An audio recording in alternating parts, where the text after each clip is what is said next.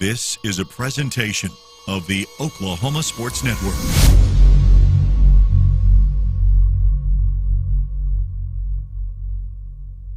Any other use of this telecast or any pictures, descriptions, or accounts of the game without the Oklahoma Sports Network's consent is prohibited. It may not be reproduced or retransmitted in any form, and the accounts and descriptions of this game may not be used without express written consent.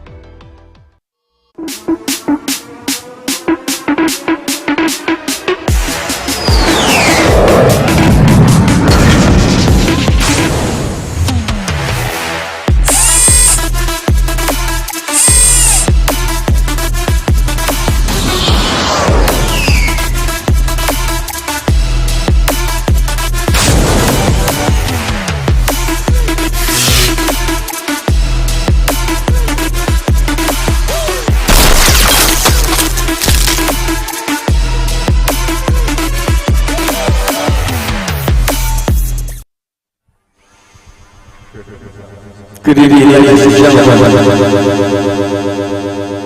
It's countdown to kickoff, sponsored by Championship Point. Don't settle for less. Call the champions. Good evening. It's time for Eagle football. Welcome to the Oklahoma Sports Network. We're here at Council Stadium for tonight. Your Kansas City Eagles take on the Warriors of Glenpool. I'm John Clinton. I'll be your play-by-play. And we'll be joined in the booth with color commentator Raymond Maytop and producer broadcaster along with the crew from the Eagle Sports Network, Cameron National, and Jason Burns on the camera. We're going to go right to the field where Ray Maytop has the head coach of Fighting Eagle football, Robert Jones. I'm standing here with the deputy head coach, Robert Jones, once again, coach. With the season coming to a conclusion and getting closer to a conclusion, there are a couple of things to look forward to with this division. Playoffs coming up. This one thing, what are you and the coaches have preaching to the team this one thing? Well, I'm about to say that's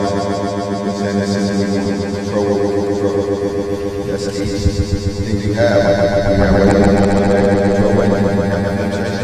Control. We have practice control.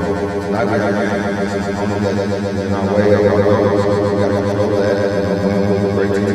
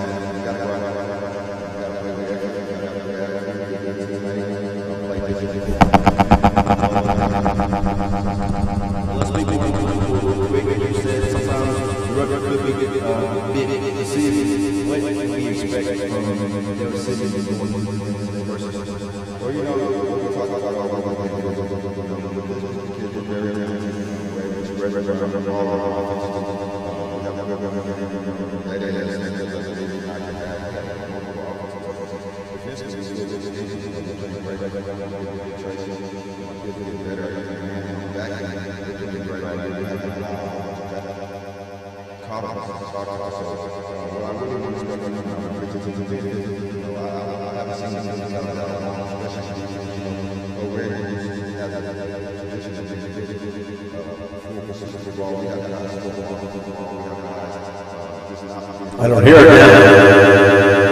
Towards the later part of the season, the playoffs, we need to be physical, especially when the weather gets cold.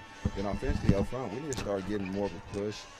We need to play on our tempo. I want that ball snap as quick as we can. So there's small things that we can get better at that we're going to continue to work on, and hopefully we can be successful at it. All right, Coach, I love to hear it. Well, thank you for that real quick. And, John, back to you. Okay, Ray, great job down there with the head football coach. And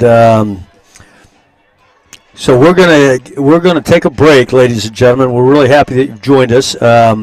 We're going to, when we come back and continue with Countdown to Kickoff, we'll talk about keys to the game. We'll talk a little bit about Glenpool and some of the success that they've had lately, and we'll talk about our Fighting Eagles. So stay with us. You're watching Del City Football on the Oklahoma Sports Network.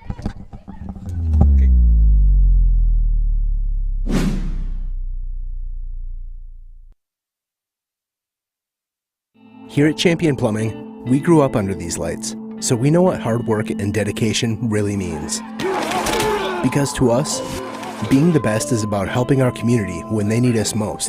It's about giving our all on every play and every job. Being your hometown champs means being part of a team that succeeds together. So every time you call, you get nothing but our best.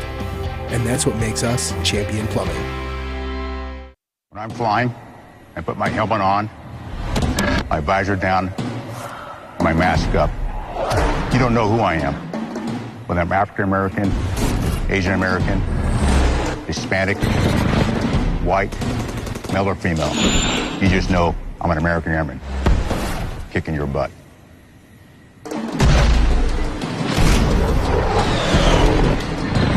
I'm General C.Q. Brown Jr. Come join us. When it comes to your home, you need someone that you can trust to keep it safe and protected for you and your family. Vesta Foundation Solutions is your local, family-owned company that has helped many homeowners fix and protect their homes. Our engineered solutions can take care of all of your foundation repair, basement waterproofing, concrete leveling, and dirt crawl space repair needs. We take pride in getting the job done right, and you'll always be protected with up to a 75-year warranty. Contact us today for a free estimate. We come from different backgrounds, with diverse interests and unique learning styles. Finding classes that fit your individual needs isn't a challenge at Cameron University. A small campus and dedicated faculty ensures there's always someone close by to guide you on your journey. Your success is our success. Your education is our mission. At Cameron University, you're not a number, you're part of the family.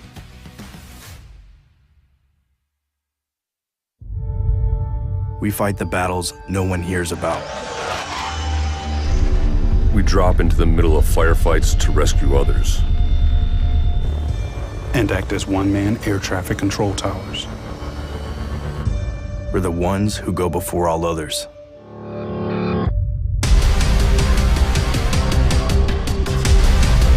Join the fight.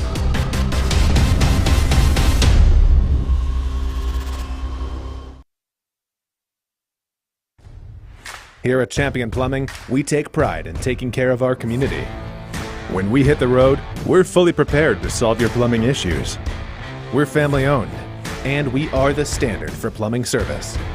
With a team full of champions, being the best plumbers in Oklahoma is just part of the job. So when we show up, you can rest easy, knowing that whatever the issue may be, we can handle it and make you a happy Champion customer. Contact Champion Plumbing today.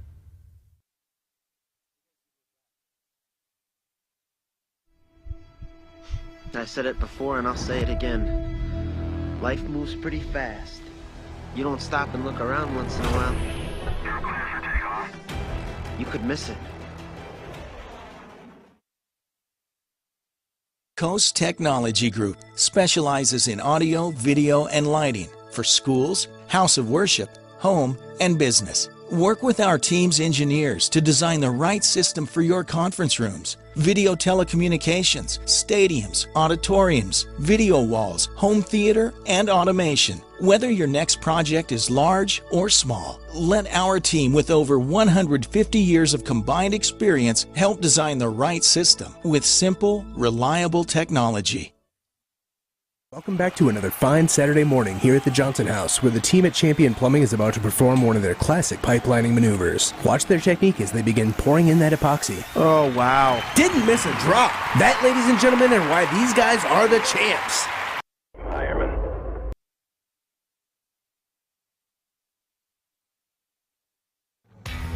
Augusta Contracting is a general contracting company that specializes in commercial and industrial construction projects. When you choose us as a partner for a project, we assure quality workmanship, exceptional performance, and unparalleled client satisfaction. At Augusta Contracting, safety is top priority. Our main focus is to send our team home to their families safe, happy, and healthy. Augusta Contracting, where your idea turns to reality and your project comes to life.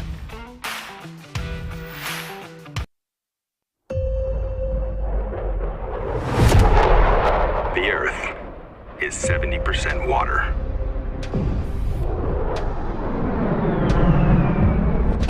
And 30% land.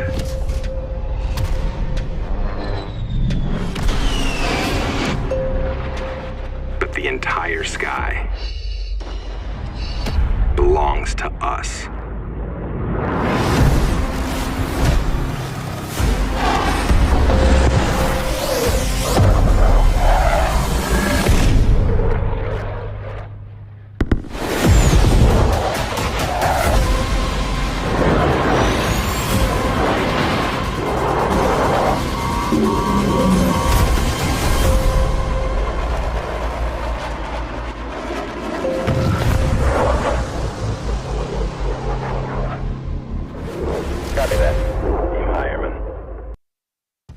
Coast Technology Group is your full IT managed service provider, utilizing simple, reliable technology for your home and business. Remote monitoring and management, network infrastructure, and cybersecurity, all with 24/7, 365-day live support.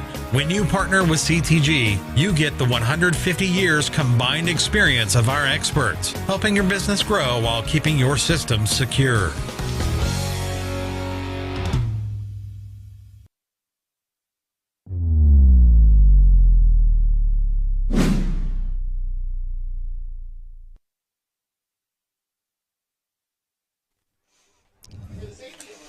John and Ray back live with you, Eagle Nation, as we continue our Champions Plumbing countdown to kickoff.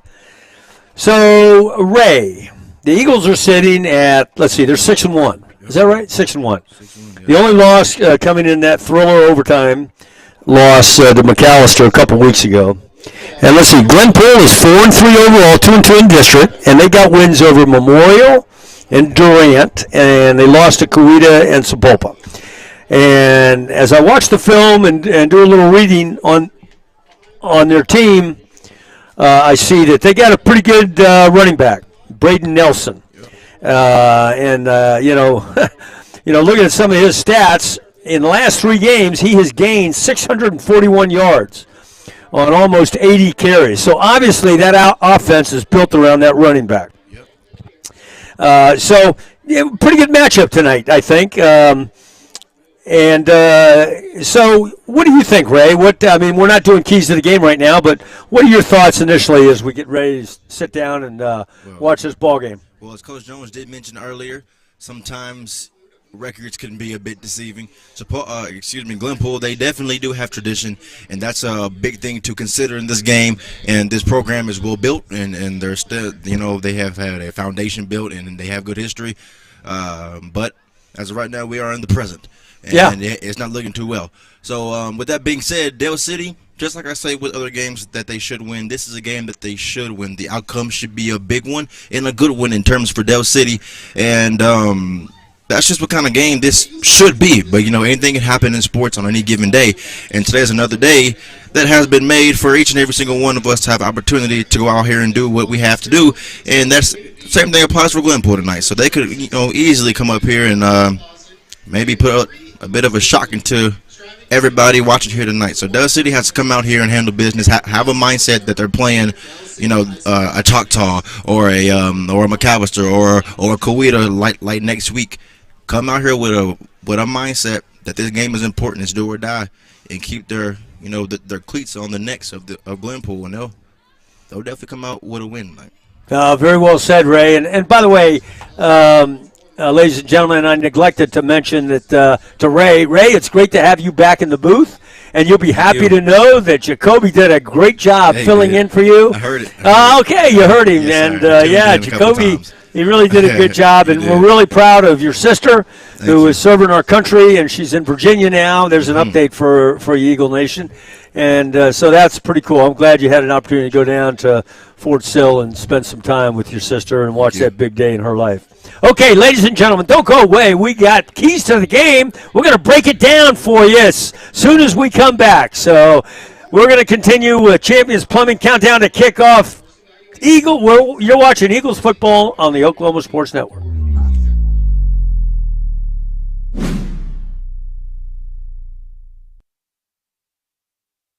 Here at Champion Plumbing, we grew up under these lights, so we know what hard work and dedication really means.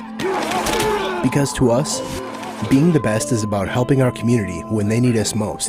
It's about giving our all on every play and every job. Being your hometown champs means being part of a team that succeeds together. So every time you call, you get nothing but our best. And that's what makes us Champion Plumbing. When I'm flying, I put my helmet on, my visor down, my mask up. You don't know who I am. Whether I'm African American, Asian American, Hispanic, white, male or female. You just know I'm an American Airman, kicking your butt.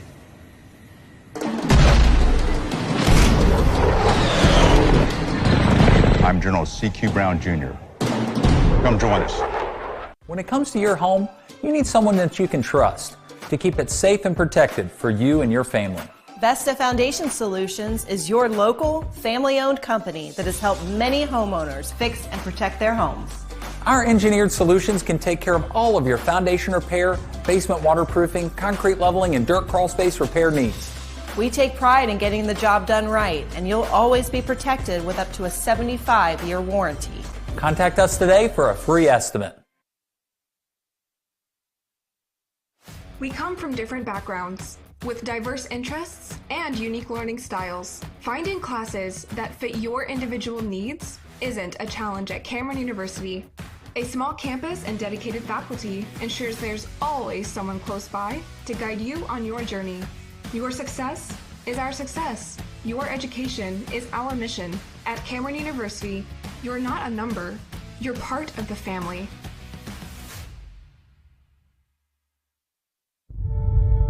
We fight the battles no one hears about. We drop into the middle of firefights to rescue others. And act as one-man air traffic control towers. We're the ones who go before all others.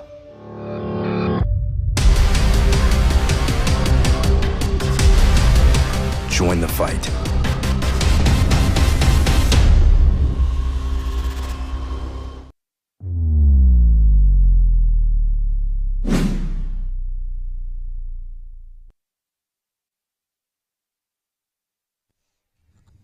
Okay, John and Ray back with you as we continue with Champion Plumbing Countdown to Kickoff. Looks like the national anthem is going to be coming up here shortly, so if we have to break away, we will, to bring you the pride of Del City as they sing the national anthem and present our nation's colors. Keys to the game are brought to you by Motor Fix Mower and Small Engine Repair. For all of your lawn equipment and small engine repairs, go see those guys at Motor Fix Mower and Small Engine Repair. Okay, Ray, here's key number one, all right? Hey, don't look past this game tonight, okay? Coweta's next week, yep, got it, but you got to get this one done in the books. And Glenpool's pretty good team, you know. They're 4-3, I think, but that number 30, that running back, he's pretty good. He's gained 650 yards and on 80 carries in the last 3 games. The kid's a workhorse. Yeah. And Eagles need to come out and do what they've been doing, balance pass run offense. Number 2. On the other side of the ball, Glenpool needs to stop Adama. Yep. You love that kid. I love that kid. Eagle Nation loves that kid in the run game. But put pressure. They got to put pressure on Godwin, the quarterback, and not get beat deep in the secondary with big plays. Coach Madonna is going to test the speed and the versatility of the defensive backfield of the Warriors early, I promise you. So I look for long attempts to Sweet and Thomas to get us moving in a quick way. Third key to the game, good special team play. Field position, long yardage exchanges will be a key for the Eagles this week. I look for that southpaw kicker, Stanley Johnson, to contribute big in that factor with his long punts and kickoffs. And those are my keys to the game. Ray, what say you? Yeah, and again, just, I'm going to continue to say just what I said earlier, just coming here with the mindset, come here with a good mindset and play like you are about to play a playoff game. Yeah. Treat this game like any other game, and you should come out with the victory. This is a Del City. We know what should happen, and it's as simple as that. If you come out here and do what you have to do and do what you should do, you'll come out here with a victory. And again, I hate to be the one to look to next week, because I know, just being in this situation that the players are in, you can't do stuff like that. You have to take one game at a time. But if we win this game tonight, we have a district championship next week. Yeah, that's true. And let that be a motivation. Yeah, good point. So definitely have to go ahead and get a victory tonight, and then look forward to next week versus Coweta, and then get ready to prepare for that. And Ray, you've been in the locker room. You know what coaches are thinking on this type of game before the big game. So what are the players thinking right now? Same thing? What are they thinking? Well, you're right. I have been in the locker room. Yep. And I understand what it's like to be 17, 18 years old. And I do know they're probably not thinking like that, in all honesty. Yeah. So they're definitely being taught and preached that, though, from a bunch of grown men that happen to be their coaches. But job. are they really soaking that in? You know, there could be many things. I personally don't know, because I wanted to win a championship, me personally, for my last year up here. That's all I really cared about. My junior year, things were a little different. Goals were a little different, and that's a selfish part on me personally. And and I hope now that this football team is a bit different. I hope everybody has one goal, and hopefully that one goal is to win a championship. If that is the one goal for everybody, if everybody understands their role, from being on scout team to being a starter to special teams to offense to defense, this team will win a state championship. It's as simple as that. If everybody has one goal, it's as simple as that, from coaches to the locker room, all that. So hopefully that they're thinking about how important this game is, actually, and not looking past it. That's what I hope. Well, Eagle Nation, if that doesn't inspire you and get you all pumped up, jazzed up, fired up, then nothing will. All right, you got me all excited there, Ray. Good job. We will win a state championship. Okay, so ladies and gentlemen, we're just waiting for the band and the color guard to present our nation's colors. And let's see, what can I tell you a little bit about the color guard? They're from the Navy Junior ROTC right here at Del City High School. We call them the Navy Eagles. They do a great job. And down there is Connor Kendrick and Eva Black. Also is Nicole Buckley and Connor Kendrick, 4 of our great cadets, and they're going to march on here, and we're going to let you listen to the Pride of Del City and our national anthem.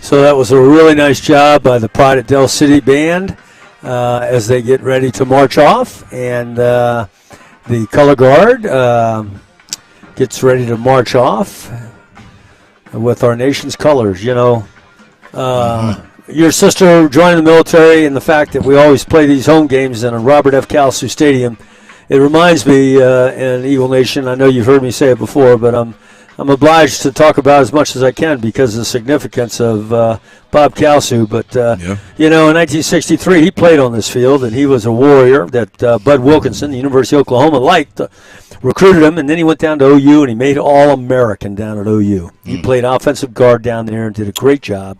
And while he was down there, Vietnam was going on. He joined the Army ROTC. He used to march him around all over the campus down there. He's a real take charge, sets a great example, and And so then he got drafted by Buffalo Bills, made the all-rookie team up there his first year. Yeah, and, you know, I mean, what a star. And anyways, Vietnam was going strong, and the Army came knocking on his door. And, you know, he probably could have gotten out of his commitment to serve. I mean, could have done a weekend thing or gone somewhere other than Vietnam and continued in his professional career. But Bob Kals is a guy that says, hey, I gave my word. I'm no better than anybody else. I mean, we can all take a good chapter out of that life and make it applicable to our lives. And of course, he was in Vietnam on Ripcord Hill, July 20th, 1970, 52 years ago, and he was killed by a mortar. Just a great American. You know, Sports Illustrated did an article on him, and they called it the true All-American, and he is, and he's right here from Del City, right? Yep. And so, anyways, we got Old Glory out there, and so since I'm looking at the flag, it is calm. There is no wind out there, and we're going to go ahead and continue here with Jacoby. Jacoby is going to give us the starting and defensive lineups for the Eagles. So, Jacoby, we're going to let you take it away here, and you got it. Yeah, Eagle Nation for your offensive starting lineups. We have quarterback DeQuaylen Godwin. We have running back Brady Adama. We have tight end Jaden Foreman. At wide receivers, we have Kenija Thomas, Omar Brown, and Josiah Barris. At offensive line, we have Cam Robinson, Rayvon Swindle, Jalen Owens, Quaylen Goodman, and Daryl Thomas. Flipping over to the defense side of the ball, we have defensive line Jaden Foreman, Rayvon Swindle, and Cam Robinson. At our linebacker positions, we have Jalen Owens, Tango McCauley, Aaron Carter, and Jay-Sean McAllister. At our DBs, we have Kenija Thomas, Braden Adama, Demarion Turner, and Omar Brown. Okay, great job, Jacoby. And that, ladies and gentlemen, offensive and defensive starting lineups were brought to you by Malone Property Management. Let me tell you a little bit about Malone Property Management. They are owned by Michelle Malone, who is one of the leaders in the Del City Chamber of Commerce. And I'm telling you, they're very personable. I know them personally. They do a great job. And if you have some needs there in their area of expertise, go see them. Okay, so thank you for those starting lineups, Jacoby. And let's see, we're going to go ahead and do the coin toss. It already happened. I think you saw it on the screen. But as we wait for the players to come out, and here they come. Here they come. We're going to tell you what happened in the coin toss. First of all, out there for the Eagles was number 4, Braylon Adama. Number 3, Jalen Sweet. Number 55, Jalen Owens. And number 82, Stanley Johnson. And the Eagles will be kicking off, or no, receiving, I think, in the north part of the field. And left to right on your screen is north to south.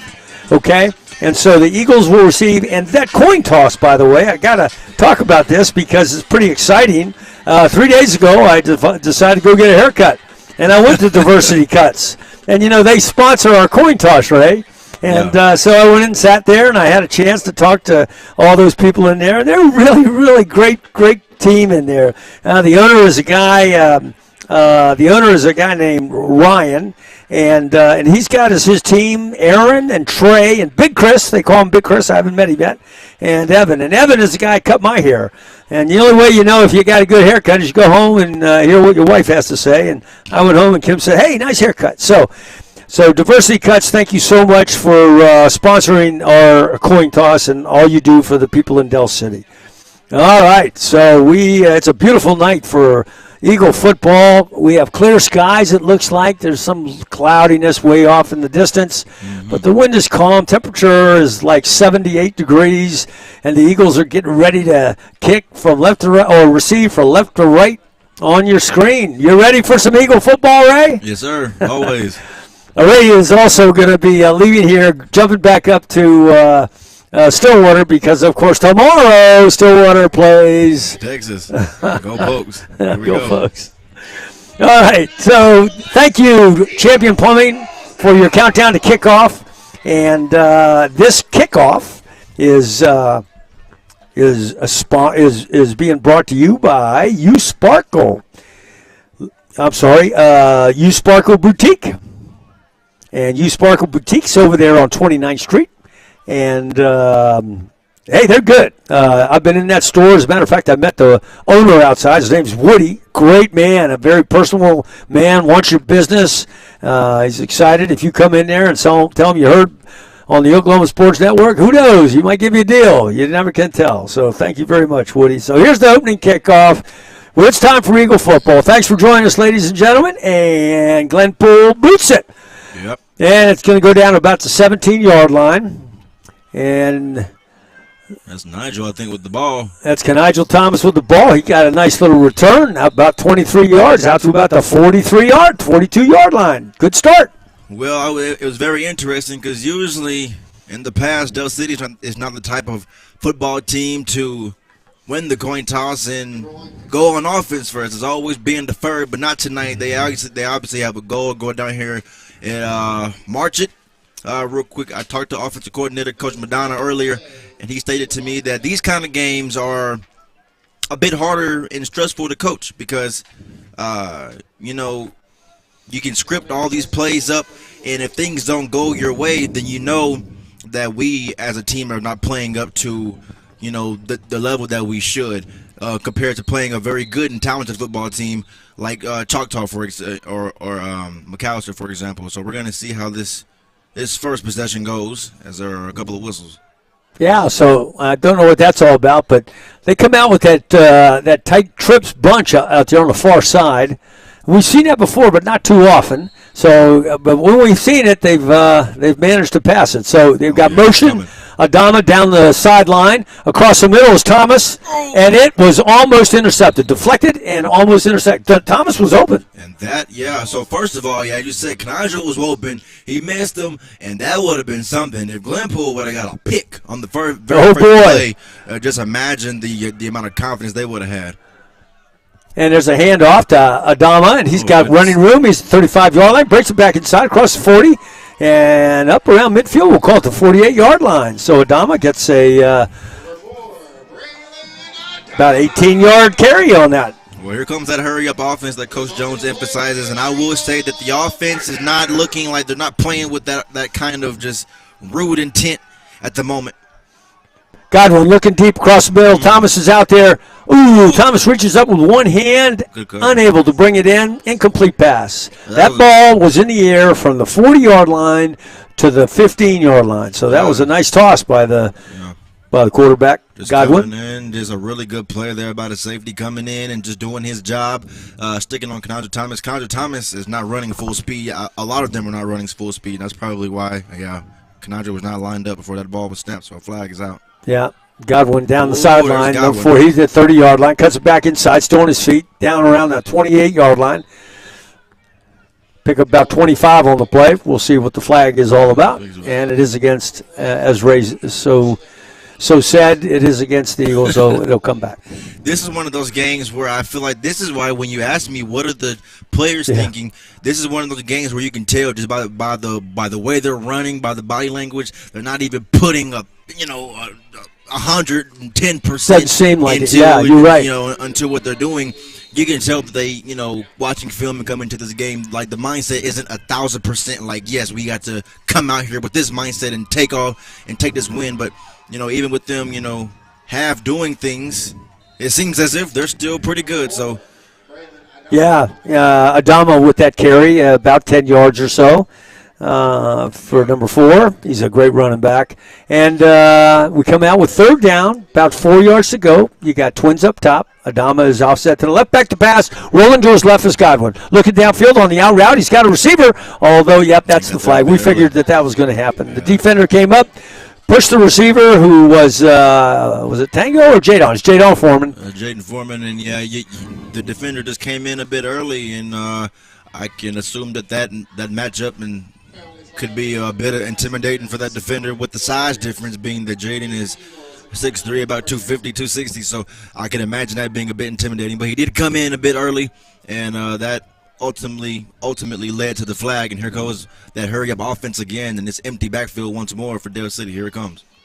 Automatic first down on the penalty. Godwin steps back and now takes the ball, cuts to the outside, 25-yard line, down the sideline, back inside, 15-yard line, 10-yard line. He's the 5-yard line. He does. Touchdown, quarterback, Day Godwin. Pretty good piece of running there. Oh, for sure. And I was just about to say, it's not even Dell City not putting 1,000% effort in and how they're playing. It's also not Glenpool. Glenpool, you saw on that plenty play, of chances. They are jogging to the football, and you won't win nothing like that. So, a very much deserved touchdown from Dell City in terms of how Glenpool defended that. So, touchdown, Day Godwin, and one of many. Southpaw kicker. Kick is up, and the kick is good. Eagles on top. 10:25, first quarter. And our first quarter is brought to us by Champion Plumbing. Thanks again, Champion. And Eagles on top 7-0. Don't go away. You're watching Del City football on the Oklahoma Sports Network.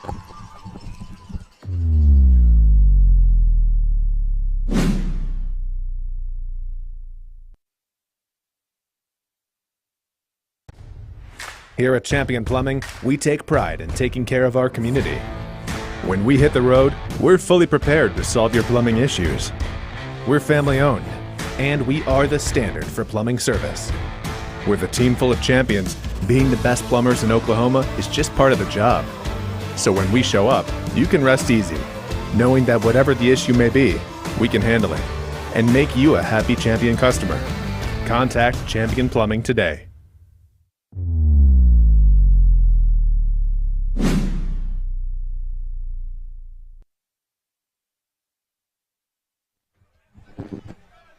John and Ray back with you live. First quarter, 10:25 left, 7-0 Eagles on top. And the Eagles will be kicking off left to right this kickoff, again, is brought to you by U Sparkle Boutique, a taste of elegance and class, prices you can afford. And the southpaw approaches the ball, kicks the ball, another one of those down the middle into the – no, it's not.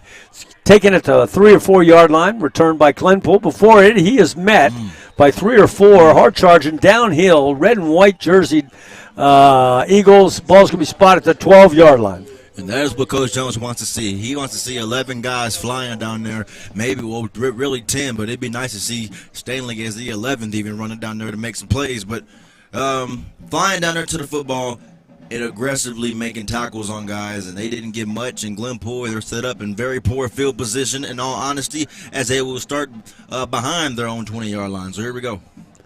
Okay, so Glenpool's coming in. They'll be going right to left on your screen. Have a chance to look and see what we got going down here on the Eagle defense. On the receiver on the short side, near side, you got Kanigel Thomas on him. There's a handoff, and as we suspected, a lot of this will go to Braden Nelson. That good running back they have out there. Now, the Del City Number defense, 30. they're playing with more oomph. Like, they're playing 100%. I just watched the front seven and that interior, what Coach Jones is always talking about. Rayvon Swindle, watch him on this series because he might be a difference maker. It has been tough all season. Guys haven't been low and haven't been getting their pad level down, and it's been a big factor in why everybody seems to like to run the ball on us. But not right there. A good play there by Rayvon. Okay, so and again, nowhere to go. Again, nowhere to go out there. Eagles are swarming, tackling the football, getting after it. Aggressive defense, which is typical of Coach Jones. You played on Coach Jones' defense, right? Oh, yeah. I played on Coach Jones' defense. My entire football career, pretty much. Well, high school career. And then here are some subs for linebackers. Here comes the I almost said rookie, but I meant freshman, Ricklin Holmes. Okay, number good. 40. He's in the game now. And then we also have Josiah Burris, I believe, in the game as well. Number 10? Yep, I see him. Okay, so Glenpool, got two backs. And there's a rolling. It could be in the end zone. He throws the ball with his left hand. Let's see what they're going to call this. Yeah. Incomplete pass by the white hat. So that was close to being grounding. It was close to being a sack, but instead looks like it's going to be like you said, it was real close to being grounded. I don't know unless I'm tripping. I think it's they're yelling safety here on Del City sideline, and I can't be too mad at him. He was pretty good in the grass there. Yeah. Fourth down. Yeah. Oh. Yeah, I'm gonna say there you go. And that should result in a safety. It is a penalty for intentional grounding on Yeah. And it's safety. That's right. There it is. Yeah, that just didn't make sense. That was the quarterback just panicked there. There was absolutely no white jersey around him, not a speck of it, and he threw that ball, and then there's the intentional grounding call, and 2 points. Okay, so you saw it on the replay, Eagle Nation. You know, he spun around and reversed out of his from the pocket there. Of course, he was met with pressure, intense pressure, and he tried to get the ball out with his left hand, and when he did, there was nobody out there, so he was in the end zone at the time. So that's why, as Ray said, we got intentional grounding, which resulted in the safety. So the Eagles pick up 2 more points. So the Eagles got 9 points, and we'll get another kickoff, sponsored by U Sparkle Boutique, a taste of elegance and class at prices you can afford. So the Eagles coming out here and defense doing a job. And now we'll see what the offense is going to do. Back to receive will be Nigel Thomas over there on the far side, lining up on the 40 hash. And here is on the near hash, around the 38 or so, is Braylon Adama. Braylon Adama. He always gets mad at me when he sees me in the halls because I can't never get his name right. Believe me, I'm trying, Braylon. All right, there. Here's the kick. And it's another kind of short kick. It's going to take an Eagle bounce. It's going to be taken by Nigel Thomas as he goes around, finds some room. Number 1 comes up, makes the tackle. It's Wyatt Miller. 1 tackles number 1, and here comes that Del City offense once more. Glenpool's defense, not very tough. Based off that last drive, they didn't really put much effort into pursuing the ball. Didn't seem like it, did it? And not even pursuing the ball, getting off the ball, everything. That's a problem. You won't win. I saw Rayvon Swindle plant one of the outside linebackers, and not saying that he wouldn't have got planted if he did try, but he wasn't trying. He was backing off of it and showing a bit of fear there. So hopefully they come in with a different mindset on this drive. Okay, Godwin. Oh, I thought he was going to hand off. It goes around the left side. He's got a lot of green up the middle. Wow. Breaks a couple 2 tackles. Still on his feet.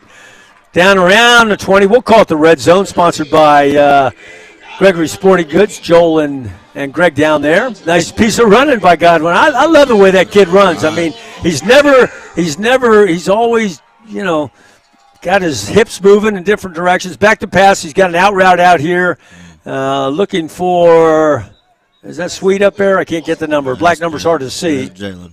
Okay. Incomplete. On that Godwin run, the right tackle, number 50, that right there was Cam Robinson. Cam just shot out of a cannon to pool. I have never seen an offensive lineman pull that fast in my life. And I've seen some offensive linemen here at Del City that were pretty fast and athletic. Cam pulled, and he led the way for Godwin, and he got a good block at the end. But that was a heck of a play. I liked the way that was designed and cooked up, and I think the right guard pulled as well. That was a beautiful play design, and unfortunately though, that play is off for not, as we have a penalty. So the call by the White Hat was interference against the Eagles, so it'll be marked off. It looks like they're going to spot the ball down around the 35-yard line. Okay, so we got Burris down here on the near side, and up top is Nigel Thomas and Sweet, the twins on the far side. And, Shaden's in the ball game, Shaden Green, and he takes the handoff. No, he doesn't. There we got stop route up top, and it's Nigel down. He almost broke that 1 tackle. If he had gotten through that tackle, he was probably going to go down the sideline. But pickup of only a couple yards on the play. Yep. So it'll be a second down and still long. We'll call it about 20 yards. And then the hurry up again. And this time the Twins are down on this side. Godwin moving to his right. He's got an out route. And down here he's got Jalen Sweet. Breaks it inside. It looks like he's going to be forced down about the 21-yard line. So that's going to be close to a first down. 1 yard short, though, I think, Ray. Yeah. And that hurry-up offense is definitely – you saw on that first drive, is just so tough. Not even for the players in terms of, you being tired, but getting calls in and getting lined up, it is so hard and so tough. And Del City is winning with that so far. Back to passes, Godwin looking across the middle. He's got a receiver. Touchdown, Nigel Thomas on the deep slant. And 6 points for the Eagles. Beautiful pass, great pitch catch. Nicely done by the Eagle offense. Yep, just quick, nice pitch and catch that we've seen all season. Usually we see Kananja outside of the numbers running down the sideline for a deep ball, but that time he's over the middle for a quick post and end zone touchdown. So the southpaw kicker up, and it is good. Eagles on top. 16-0, 7:29, first quarter. Stay with us, ladies and gentlemen. A lot of football left. Beautiful night. Eagle football, Oklahoma Sports Network. I said it before and I'll say it again. Life moves pretty fast. You don't stop and look around once in a while, you could miss it.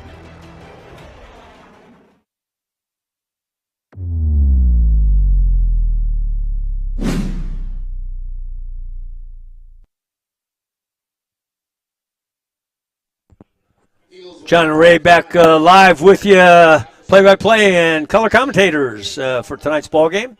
Jacoby Brosi, our Rose State College student, and he's doing a great job producing. And Del City Eagles, those of you that are on the fan page may have saw his opening teaser that he put out there announcing the pregame and the game tonight, so I hope you enjoyed that.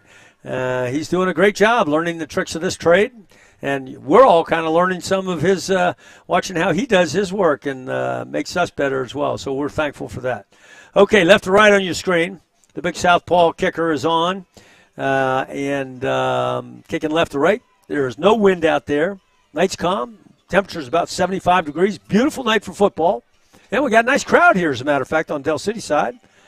And there's the kick, and the kick is going to go, well, beautiful kick down to the 5-yard line. Takes a couple of bounces before. Nice play. Rickland Holmes. Number 40, Rickland Holmes.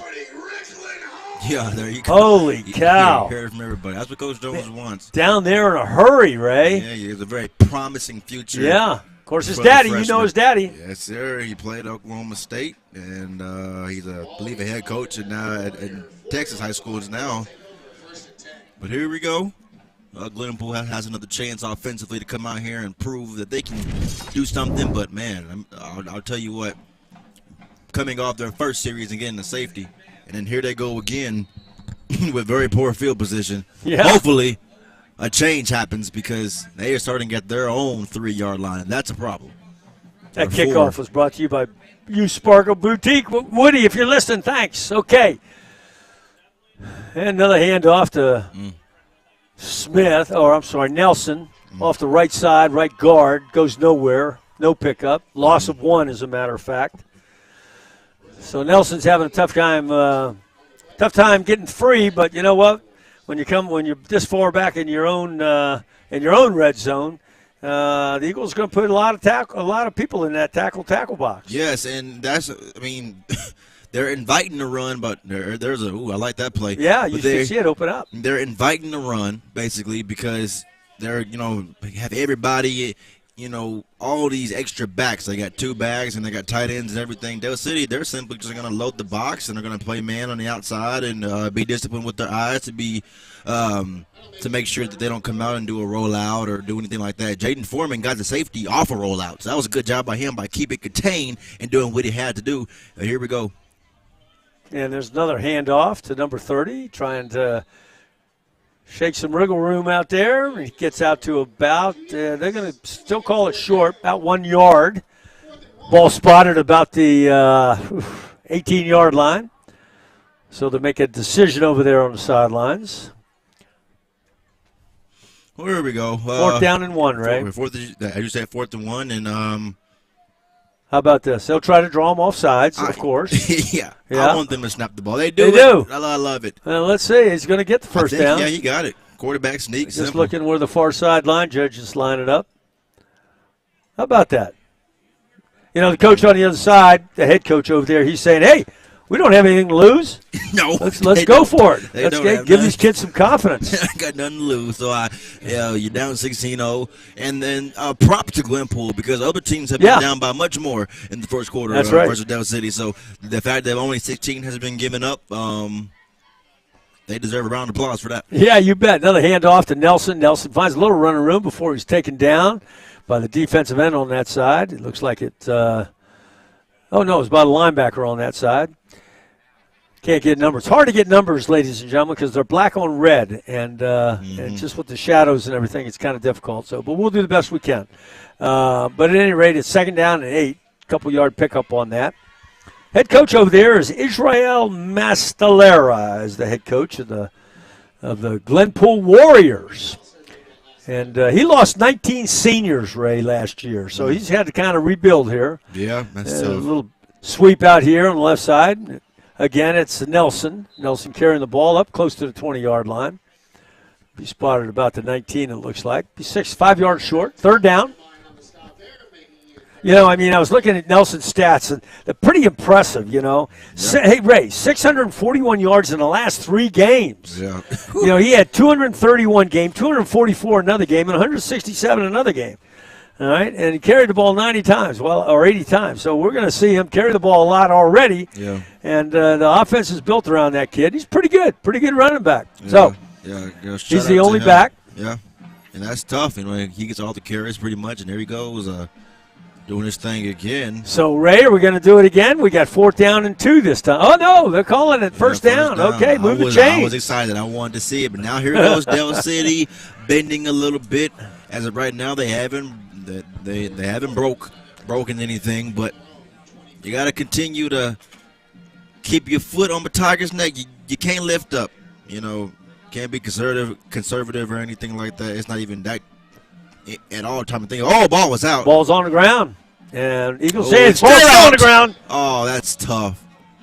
That's tough. If you're Del City, you're mad. Yeah. Coach Jones just threw the headset. Everybody's upset. Yeah, we had 3 Eagles on top of that ball that scooted out from underneath the pile and recovered by the Warriors. Ball spotted at the 15-yard line. Well, first of all, I will say congratulations.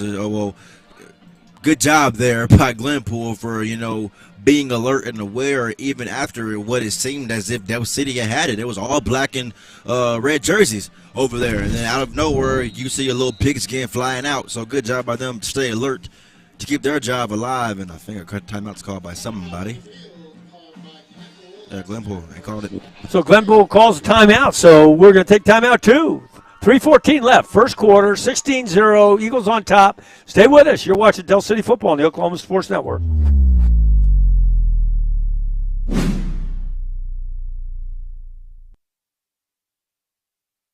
Coast Technology Group specializes in audio, video, and lighting for schools, house of worship, home, and business. Work with our team's engineers to design the right system for your conference rooms, video telecommunications, stadiums, auditoriums, video walls, home theater, and automation. Whether your next project is large or small, let our team with over 150 years of combined experience help design the right system with simple, reliable technology.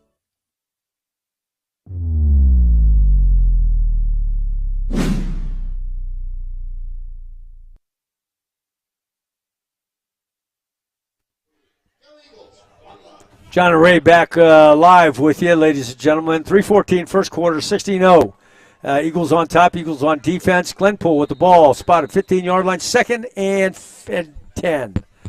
And there's another handoff. No, it's not. Ball's on the ground. Picked up by... What? It was picked up by Tango. Just like that, Tango. Was it Tango, Ray? That's Tango.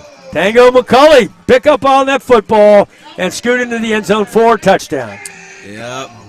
They just, those kind of things. Good job by Del City being alert and staying on that and getting to the end zone. But it's really tough if you're Glenpool. I mean, they had a good drive going. And then things is, I told the offensive coordinator for Del City, Jason Madonna, earlier in the game, and he said Glenpool just shoots themselves in the foot. And they did it twice in this drive.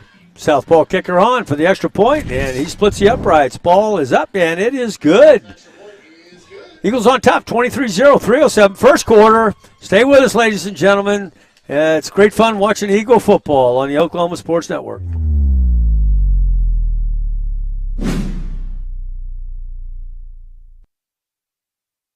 Welcome back to another fine Saturday morning here at the Johnson House, where the team at Champion Plumbing is about to perform one of their classic pipelining maneuvers. Watch their technique as they begin pouring in that epoxy. Oh, wow. Didn't miss a drop. That, ladies and gentlemen, and why these guys are the champs.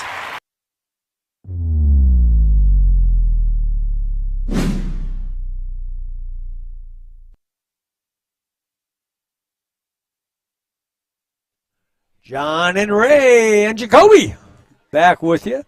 soon we're going to be doing some training up here with Camden Maxwell, a young sophomore who's expressed an interest in doing some producing. All right. So Jacoby's going to do a little bit of training with him.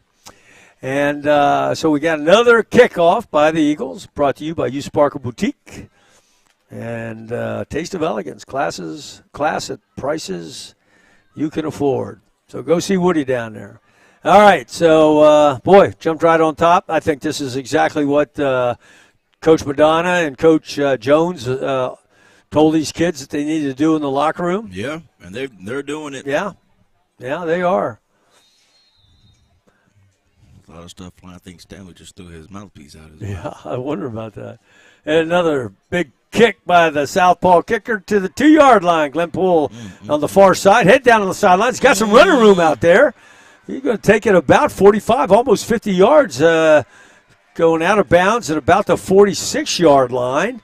So nice return by Glenpool. So nice field position. So they'll have the ball 1st and 10. I got to tell you, Ray, I don't know how much of the broadcast you watched last week, but I'm sitting in my classroom. All of a sudden I look up and there's Tango McCulley. Yeah. And did I tell you this story? No. And so Tango says, "Can you help me with some math?"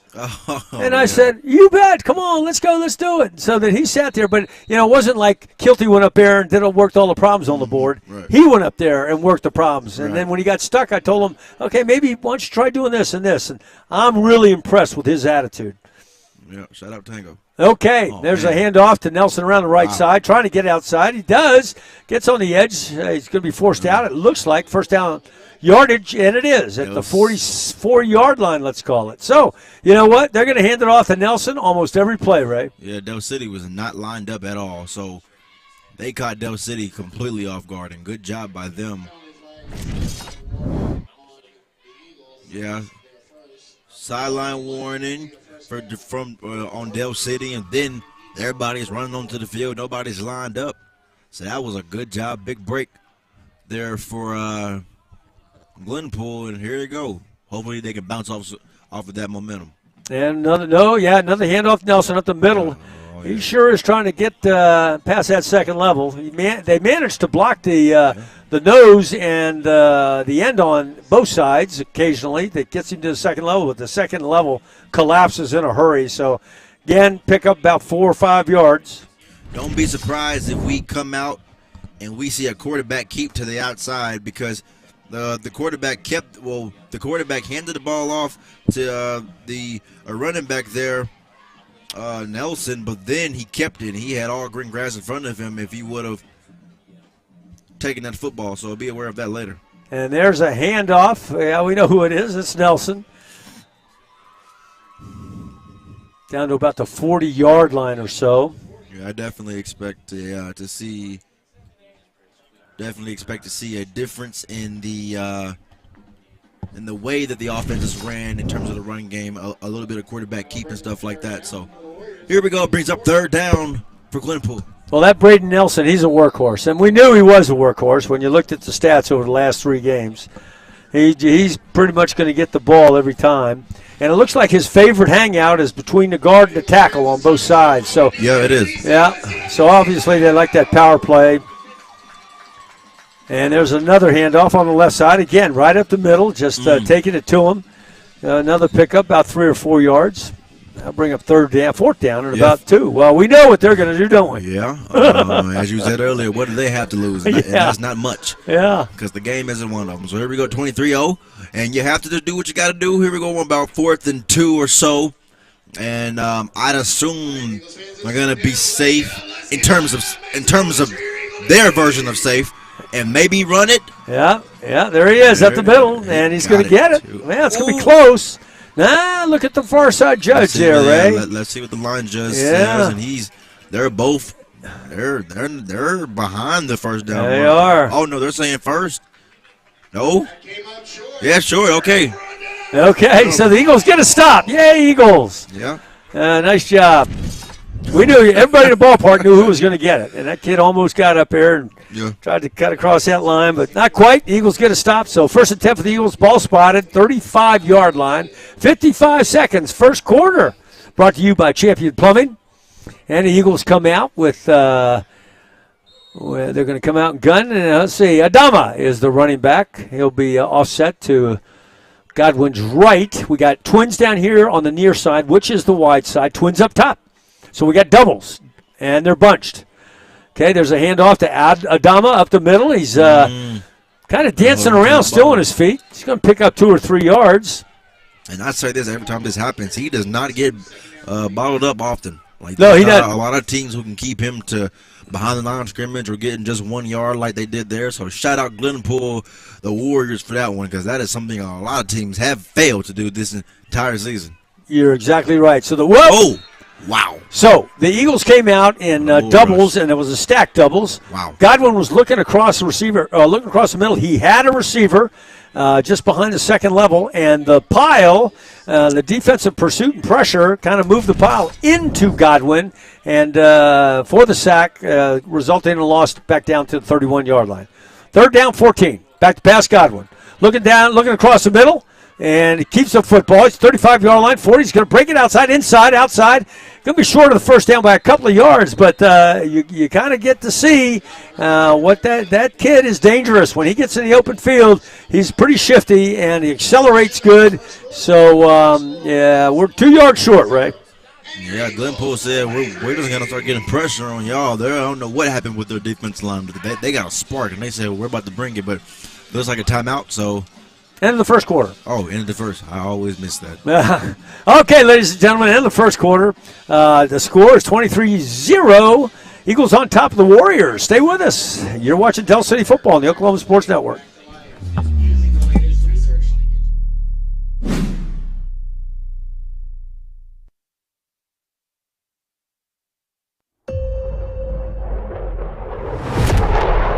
The Earth is 70% water.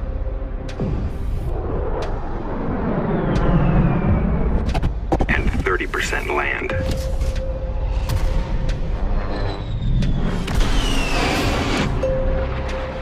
But the entire sky belongs to us.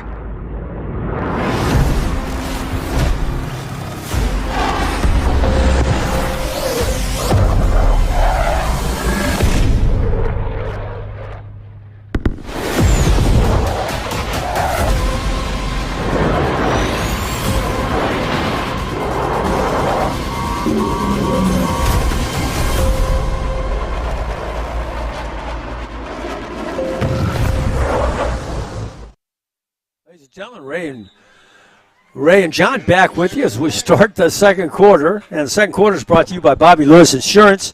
Surprisingly great rates and 2 locations to serve you. One out there in Choctaw and one right here in Del City.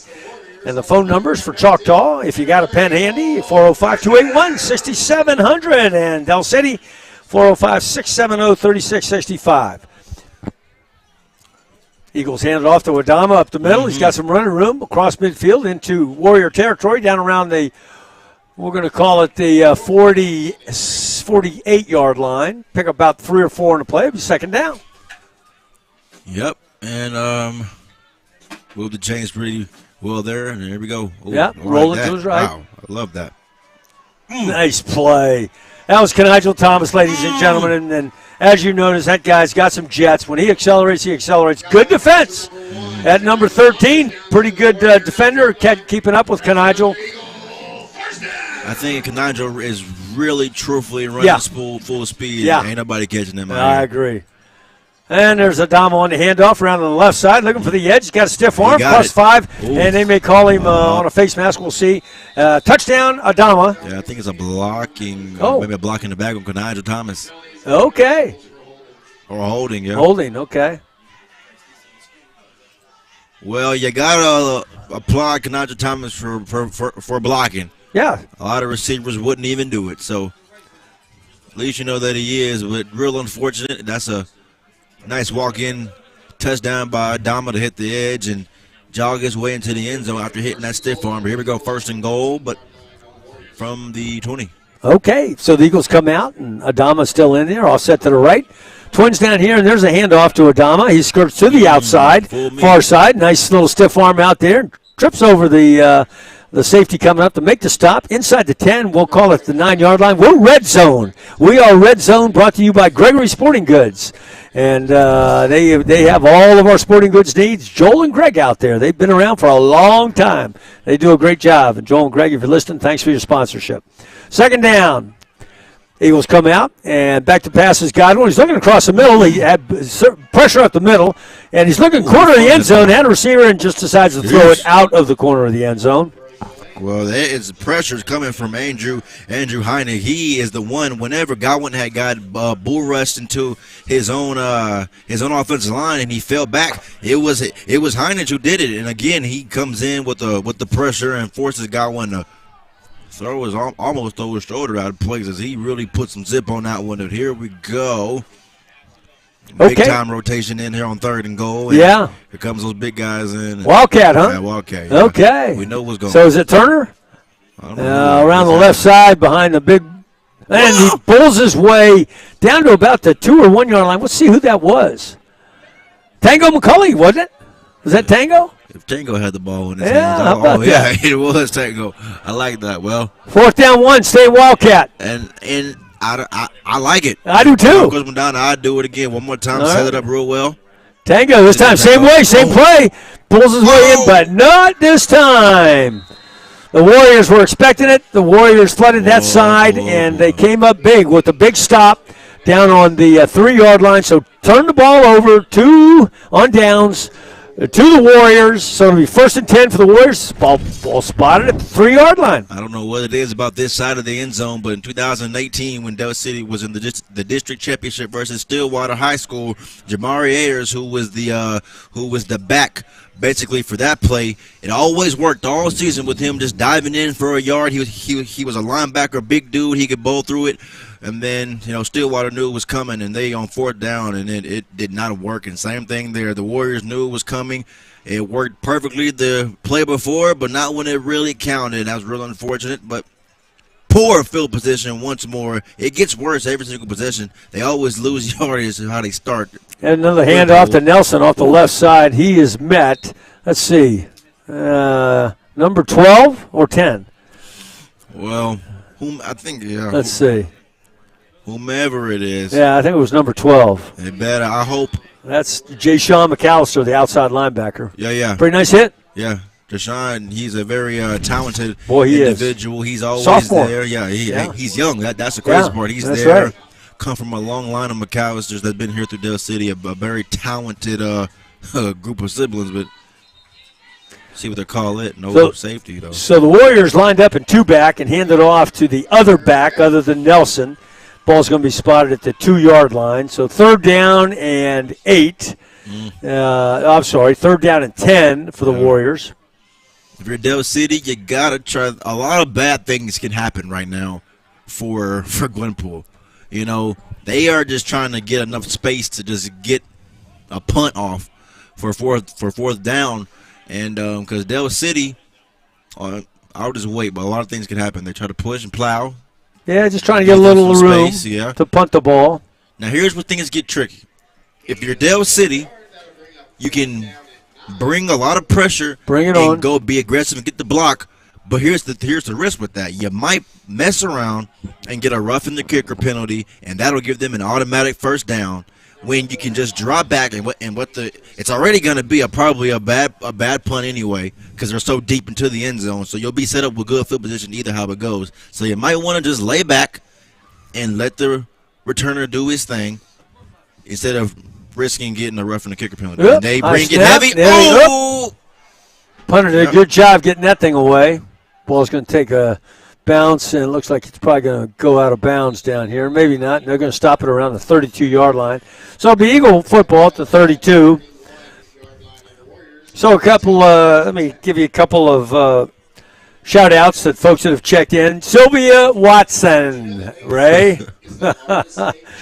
You remember Sylvia, don't you? Sylvia recently retired after many, many years as the athletic secretary down there to Coach Jones and Coach Dunn and Coach Wareheim and Coach Corbin. And she retired, and she's a great lady. She stays watching Eagle football, and we miss you. Sylvia, you were a big powerhouse in our school. We miss you. And And we wish you well in your retirement. Well, we're going to have, looks like, a timeout here. So we're going to take a quick break. Sylvia, anyways, thanks for watching. So 8-16, first half, 23-0, Eagles on top of the Warriors. You're watching Del City Football on the Oklahoma Sports Network.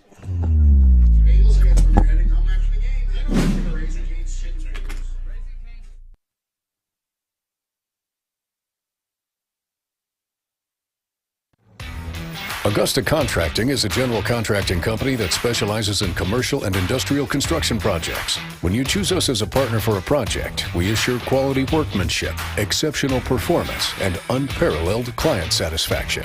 At Augusta Contracting, safety is top priority. Our main focus is to send our team home to their families safe, happy, and healthy. Augusta Contracting, where your idea turns to reality and your project comes to life.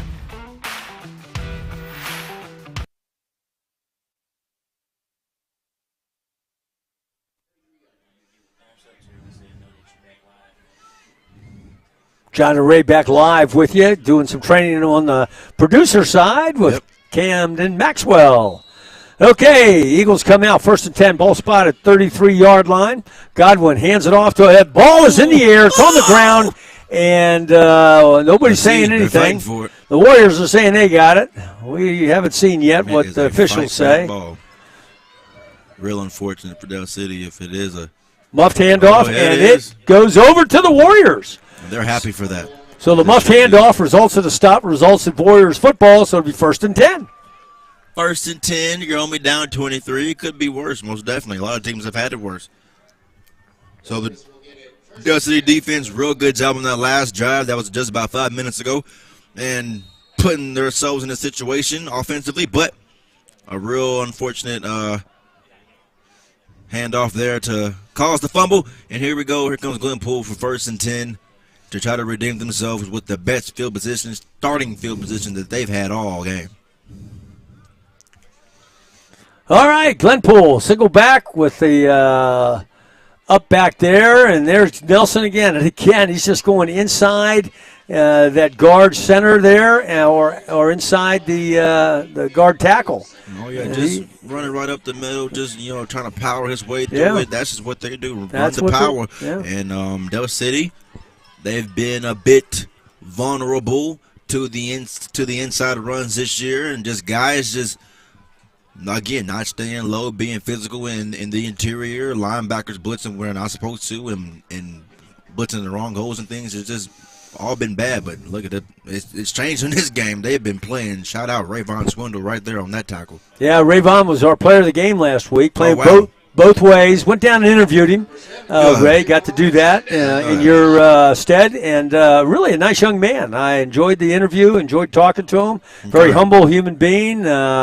Of course, he's big when you get up next to him, and sure hope we're talking about the next level. He's got one offer, I think, and but I'm sure that as the season wears on here, he will get some more. But a great, great man. Okay, so rolling to his left is the quarterback, and he throws that very, very nice and against his body. Did they? Yeah, you're right. They're gonna get him.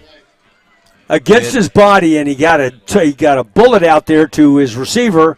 Really nice job. I've really enjoyed watching that quarterback, Ruger Tatum. So tack on 15. I don't think Coach is happy about that. Oh, no, of course he's not. And they're doing a sub with the linebackers once again. And that's your boy coming in. Yep, Rickland Holmes, the freshman, coming in to play that inside linebacker position, repping number 40, looking a lot like Jason Smith, who repped it last year, and here comes on the blitz. Another handoff to Nelson. He tried to go inside, then bounced outside. Nothing out there. Tango McCulley was out there, and results in a no gain. Ball's going to be spotted 38-yard line, so 2nd down and 10. Yeah, just good job. Well, a good thing for Glenpool that they got that penalty to tack on 15, as you said, and just giving them opportunities and better field position to make things happen for them to possibly get a score with 6:08 to play here in this first half. You bet. Okay, we got Nelson offset to the left of Ruger, and he takes handoff around the right side. Oh, wow. He was trying to bounce in, then bounced out, then bounced in, and, of course, he couldn't get past that first level. And big number 55, what's his name? Jalen Owens. Yeah, Jalen in on the tackle there. Well, thank God for teammates, because Jaden Foreman, he got a bit upfield, and then him going a bit upfield, though, caused the running back to want to bounce inside, but you have guys doing their job, staying along the line of scrimmage and creating a new line of scrimmage and pursuing to the football. So he had nowhere to go. That's Nelson I'm talking about. Right. And it's just real unfortunate for that offense, because this is what they do. This is their bread and butter, run the football. Okay, Ruger rolling to his right on the out route. He's got Nelson, not Nelson. It looks like number 15, Caden White, the sophomore. The up back on the out route. He picks up, looks like about 6 or 7 yards. It'll be 4th down. Yeah, and I like that. Just make it a manageable 4th down. Yeah. They have no intent in punting the football today. They have no intent in kicking field goals, because they know they cannot win that way. They got to get 6 or you get nothing. And here we go, 4th down, and they're trying to get the call. Wouldn't be surprised if we get a timeout, maybe, possibly. Yeah, let's see. Play clock's at 13. All right, here yeah, we go. They come. So they might try to drive Del City offsides, and I'm sure Del City is screaming out dojo, which equals don't jump. Right, and things like that. Right. Yeah, thanks for that. Okay, Ruger is moving to his left, and he's going to be sacked. Tango McCauley coming from the left side. Jaden Foreman. Oh, that's Jaden. Okay. Man, I can't get the 8s and the 9s. Yeah, with that black number, it can be a bit tough to see. Thanks for covering for me there, Ray. Yes, sir. So the ball's going to be resulting in a stop. The ball's going to be spotted, looks like, at about the 41-yard line. 1st down for the Eagles. Well, I tell you what, it's real unfortunate, because, as I said, they needed the field position. That was the best starting field position they got all game. Then they ended up being blessed enough to get a penalty of 15 yards, and then, things just didn't go their way from there. So, good job by Del City defense to get a stop and give the offense the ball back. Back to pass, Godwin. He's looking deep down the sideline. This sideline. He's got Nigel Thomas over the shoulder. 5, touchdown. That play went 57 yards, ladies and gentlemen. The ball was in the air for about 50 of that, maybe a little less. But nice throw over the shoulder, the left shoulder. Beautiful, beautiful reception. Doesn't get better than that. When Nigel Love those Thomas plays. runs full speed, he's not catchable. And Yeah. They were not going to do that. That was Wyatt Miller on the coverage. He just lost them. It's just simple. I caught him looking at the quarterback. That's another thing. You can't play a speedster like Kananja Thomas and be covering them and looking at the quarterback. It's very deceiving. The ball was in the air. He's looking, and then he's getting outran at the same time. It's just it doesn't go. It doesn't match up, and that's the result. Touchdown. So, Ray, you got to love when our extra point team or field goal team comes in, and it's seemingly automatic, You never want to say automatic, but these kids, they have practiced this. You can see it. Yes. Those snaps are crisp. The hold is perfect. The ball spin is perfect, and the kick is good. And, man, that is so encouraging for us as we're going down the stretch here when we need them. Okay, so 4:18 first half, 30-0. Your Eagles on top. Stay with us. Del City Football on the Oklahoma Sports Network.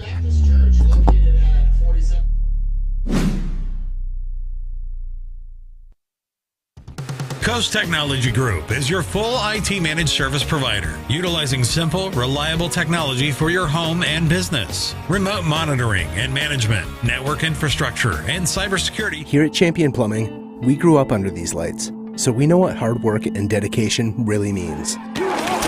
Because to us, being the best is about helping our community when they need us most. It's about giving our all on every play and every job. Being your hometown champs means being part of a team that succeeds together. So every time you call, you get nothing but our best. And that's what makes us Champion Plumbing. Hey, there's the kickoff. The big southpaw kicker brings the back to the 1-yard line. Oh, this is not going nowhere. Where this is not going to go anywhere. He's trying his best. It's going to be spotted down at about the 8-yard line. And that kickoff, again, was brought to you by U Sparkle Boutique. And U Sparkle is getting a lot of mention here because we've got a lot of kickoffs. Yep. So 4:10 left, Ray. First half. Eagles on top 30-0. The defense of Del City, they await. Coach Jones mentioned in the pregame interview that he wants this defense to be a lot like the past, code red defenses, as he quoted it. We gotta be physical. Our defense this year is still very stingy, but it's just not quite the same. There's something just missing about it. And as the playoffs roll around, Zoom District next week, got to get that stuff taken care of and do it right now. Another handoff up the middle. This time he breaks free, breaks past the second level before he's stopped out there at about the 15-yard line. Called a pickup about 5 yards. Second down and 5 for Nelson. Yeah, and then that brings up, as you said, 2nd and 5. And as Glenpool waits the play call, 30-0 your score, 3:40 to play in this first half of football for the Eagles and the Glenpool Warriors. Play clock at 10. Warriors come out, and they got twins down here on the near side. Single receiver up top, and there's another handoff to Nelson up the middle. Like I said, that's their bread and butter. He's going to pick up 2 or 3 on the play. He'll be short of the first down by maybe 1 or 2 yards. Call it 3rd down. Well, let's see. Are they going to give it to him? No. 1 yard to go. So we got a big 3rd down here. Well, with the 1 yard thing, they might keep the ball and give it to Ruger Tatum, the quarterback, as he's had a couple of, I think, 3 quarterback sneaks in this game so far. Or they may hand it off, as they've been doing, to Braden Nelson. Or they might give it to that up back. Well, actually, they won't do that, but here we go. Yeah. So there's a handoff to number 5 this time. This time, yeah. That's Woods, DeMichael Woods. DeMichael Woods, the junior running back. We'll see where they spot it. 4th down. Yeah, it's going to be short. Now, I'm sure we'll see. What do you think? See Braden Nelson come in for this play, perhaps. Because here comes 4th, and there's a lot of guys rotating right now. They might just punt it. Yeah, that's what I was saying. Yeah, they are going to punt. Number 9's back to kick. Yeah. Canyon Lee. He's a senior. Back to receive the punt for the Eagles is number 4, Braylon Adama. Standing on his 45. South side of the field. Punt will go left or right. The wind is calm. Yeah, so it's like a punt tonight. Wind is calm. It's a beautiful night. Beautiful night, right. And there's a kick, end over end. It's going to take good little bounce there. He got it. Yeah, Adama picked it up, was trying to get a quick response out of there before the Warriors closed in on him, but to no avail. They closed in. Ball is he's brought down. It looks like this ball is going to be spotted at the 47-yard line. Eagle football, 1st and 10. 147, Ray. 30-0. Eagles on top. Yep, 30-0, and Glenpool, hands on their hips. They're tired. They're playing both ways. Yeah. And one thing, Coach Jones, this is just you can tell a championship team from a team that's a bit average. There's a lot of things happening right now. High snap. Godwin rolling to his right, looking down. He's got a receiver down there on the sideline, 30-yard line. And let's see. It's Omar Brown, I believe, on that catch. But as I was saying, Del City, they play their players both ways as well. Nobody has their hands on their hips. And what's the difference? They take a lot of pride in conditioning. That's the difference. Oh, another high snap. What's going Godwin on? Again, flushed out. A lot of pressure. Watch it! Big time pressure. Brought on the left side. Ball's out. Picked up by Glenpool, who moves the ball down to about the 40-yard line. So you saw it on your screen. They're hype. High snap, second high snap, resulted in a fumble and a Warrior recovery and advance of the football well into equal territory down around the 41-yard line. Well, imagine that. If they can advance a fumble in high school. Yeah. I don't remember. Yeah, I don't know any of the high school rules. I mean, even when I was playing, we didn't understand a lot of things. Everything just didn't seem right, like it was unfair for defenders' sakes. But right. 2 high snaps back-to-back, and then the second time it cost them. I don't know where that's come from. We haven't seen too many high snaps all season. Nelson back in. Ruger hands it off to him. Again, right up the middle, just a full speed ahead charge. He's still on his feet. Wait a minute, ball's out. They're going to say it's down. I don't see referees pointing in any direction. So the ball looks like no game. Maybe call it 2 yards on the play. Second down and about 8. Yeah, 2nd and 8. And if you're Glenpool, you might as well capitalize on this. You have a minute on the dot left. You might as well go ahead. This is the closest to the end zone you've been all game. You might as well try your best to get a score here, go into the half, and they get the ball back in the third quarter. So here we go. Ooh. Handoff around the left side. This time the handoff was to number 10, Judah Bird. Thank you. Well, a lot of whistles being blown. I think it's a timeout called by perhaps Glenpool, I'd assume. Oh, no, it was an injury timeout. Okay, it looks like we got an injury timeout with 37 seconds in the first half. We're going to go to a commercial break. 30-0. You're watching Tell City Football on the Oklahoma Sports Network.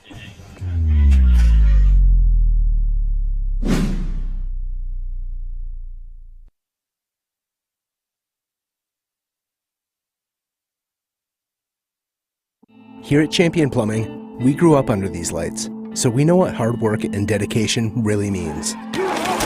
Because to us, being the best is about helping our community when they need us most. It's about giving our all on every play and every job. Being your hometown champs means being part of a team that succeeds together. So every time you call, you get nothing but our best. And that's what makes us Champion Plumbing. When I'm flying, I put my helmet on, my visor down, my mask up. You don't know who I am. Whether I'm African American, Asian American, Hispanic, white, male or female. You just know I'm an American airman kicking your butt.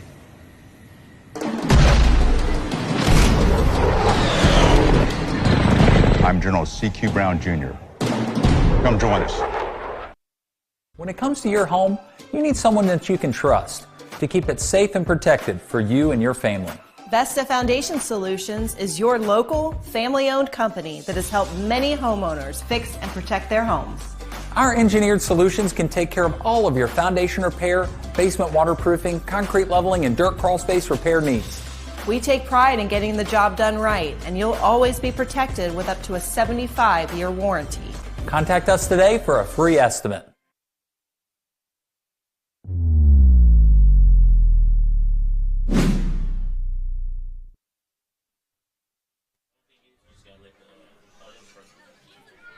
Here we go back live, and then they get brings up 4th on that play. 4th down, ball's going to be spotted about 39-yard line. Well, we'll see what happens here.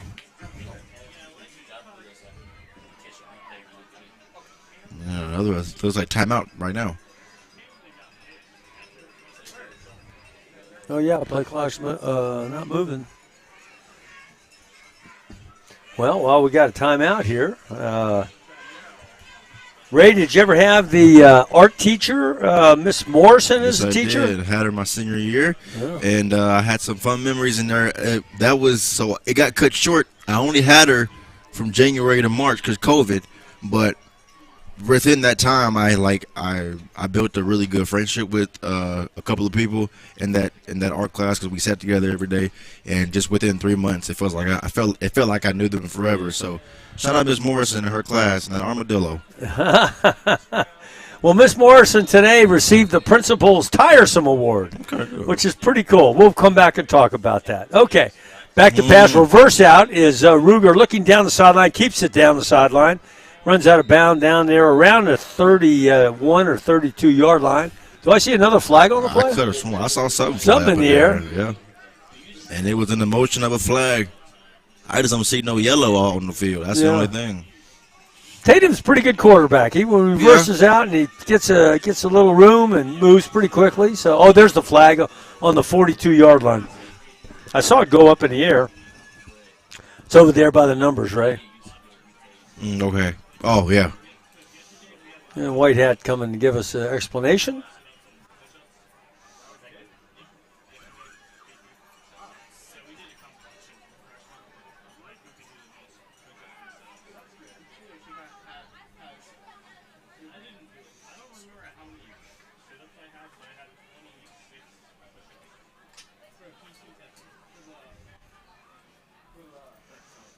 Sorting things out a little bit here. Might be offsetting. We don't know.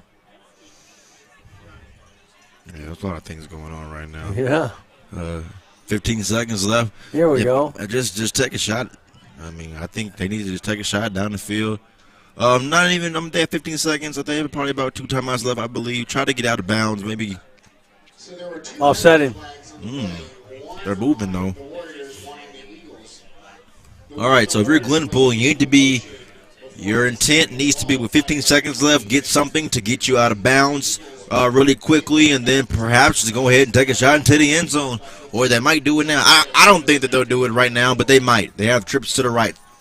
We'll see. Back to pass. Looking across the middle. Oh, man, that's why they don't do it. Yeah. Tremendous pressure by the Eagle front 4, front 3. Plus it looks like we've got some second-level pressure as well. Results in a sack back to about the 40-yard line. There's the end of the first half. So, ladies and gentlemen, that's the end of the first half. And we'll be back here in a little bit for Ray and Jacoby as they do their halftime show. It's coming back after a couple weeks of being gone. So stay with us. Please don't go away and get a chance to listen to Ray and Jacoby do game day analysis. You're watching Del City Football on the Oklahoma Sports Network.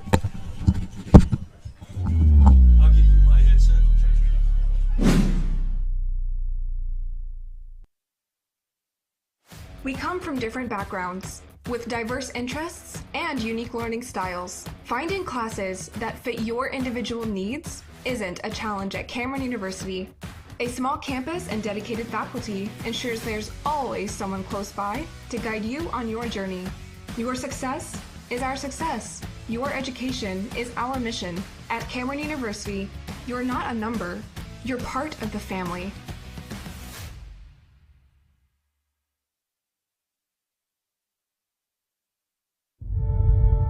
We fight the battles no one hears about. We drop into the middle of firefights to rescue others. And act as one-man air traffic control towers.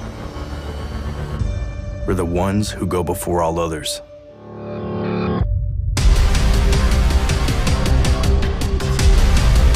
Join the fight.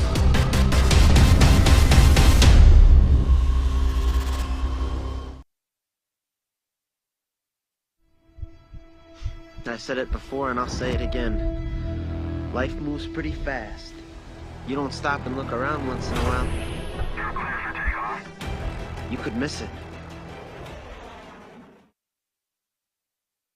Coast Technology Group specializes in audio, video, and lighting for schools, house of worship, home, and business. Work with our team's engineers to design the right system for your conference rooms, video telecommunications, stadiums, auditoriums, video walls, home theater, and automation. Whether your next project is large or small, let our team with over 150 years of combined experience help design the right system with simple, reliable technology.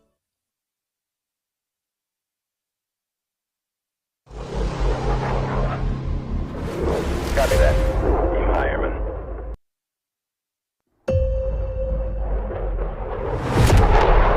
The Earth is 70% water.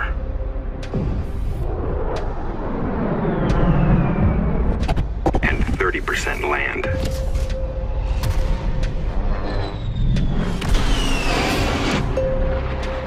But the entire sky belongs to us.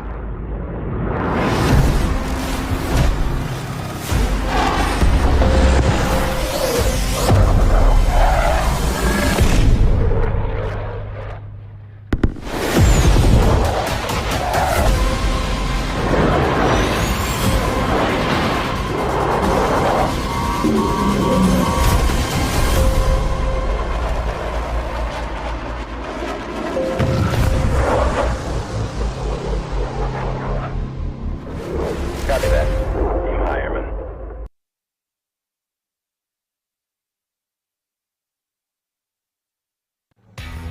Augusta Contracting is a general contracting company that specializes in commercial and industrial construction projects. When you choose us as a partner for a project, we assure quality workmanship, exceptional performance, and unparalleled client satisfaction.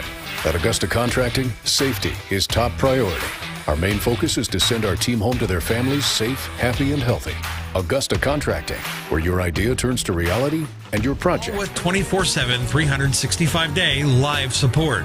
When you partner with CTG, you get the 150 years combined experience of our experts, helping your business grow while keeping your systems secure.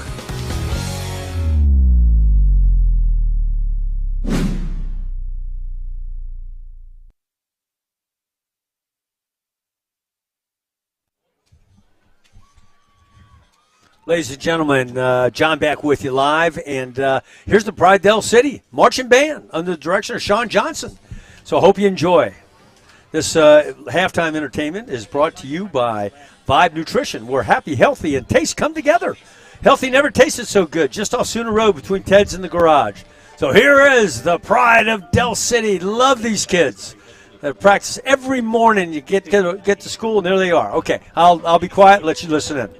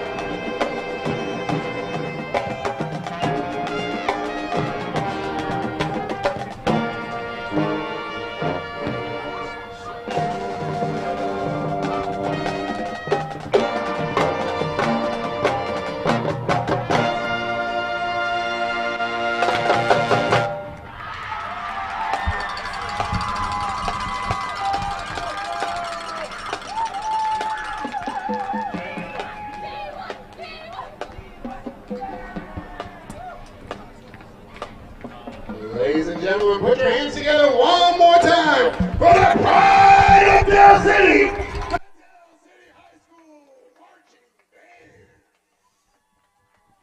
So that was really good.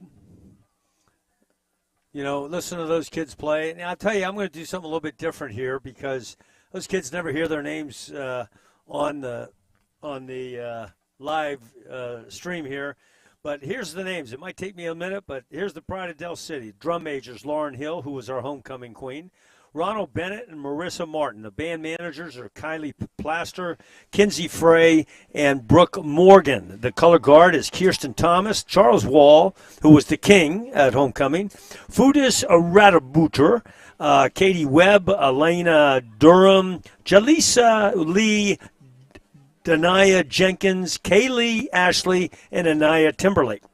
On the saxophones, William Gooseby, Alexa Davila Aguilar, Cameron Stewart, Kendra Johnson, Moises Casco, Rowan Moreau, Luke Corbett, Jacob Bow, and Kaylina Hood. On the trumpets, Adriana Uri Osti, Mason Muller, Nicola Nelson, Ronnie Brown, Evan Colbert, and Sabrina Butler, and also Sherwin Spence. And the trombones, Molly Helms, Miguel Ortiz, Savannah Malega, Alexander Bennett. On the tubas, Logan Heineken, Gianna Juarez, Matthew Deal. On drumline, Giovanni Juarez, Makeel Gwynn, Mahogany Martin, Dayson Davis, Risha Spence, Cole Johns, and Nicholas Johnson. Flutes, Kyra Coberly, Sienna Lowry, Aya Hamoud,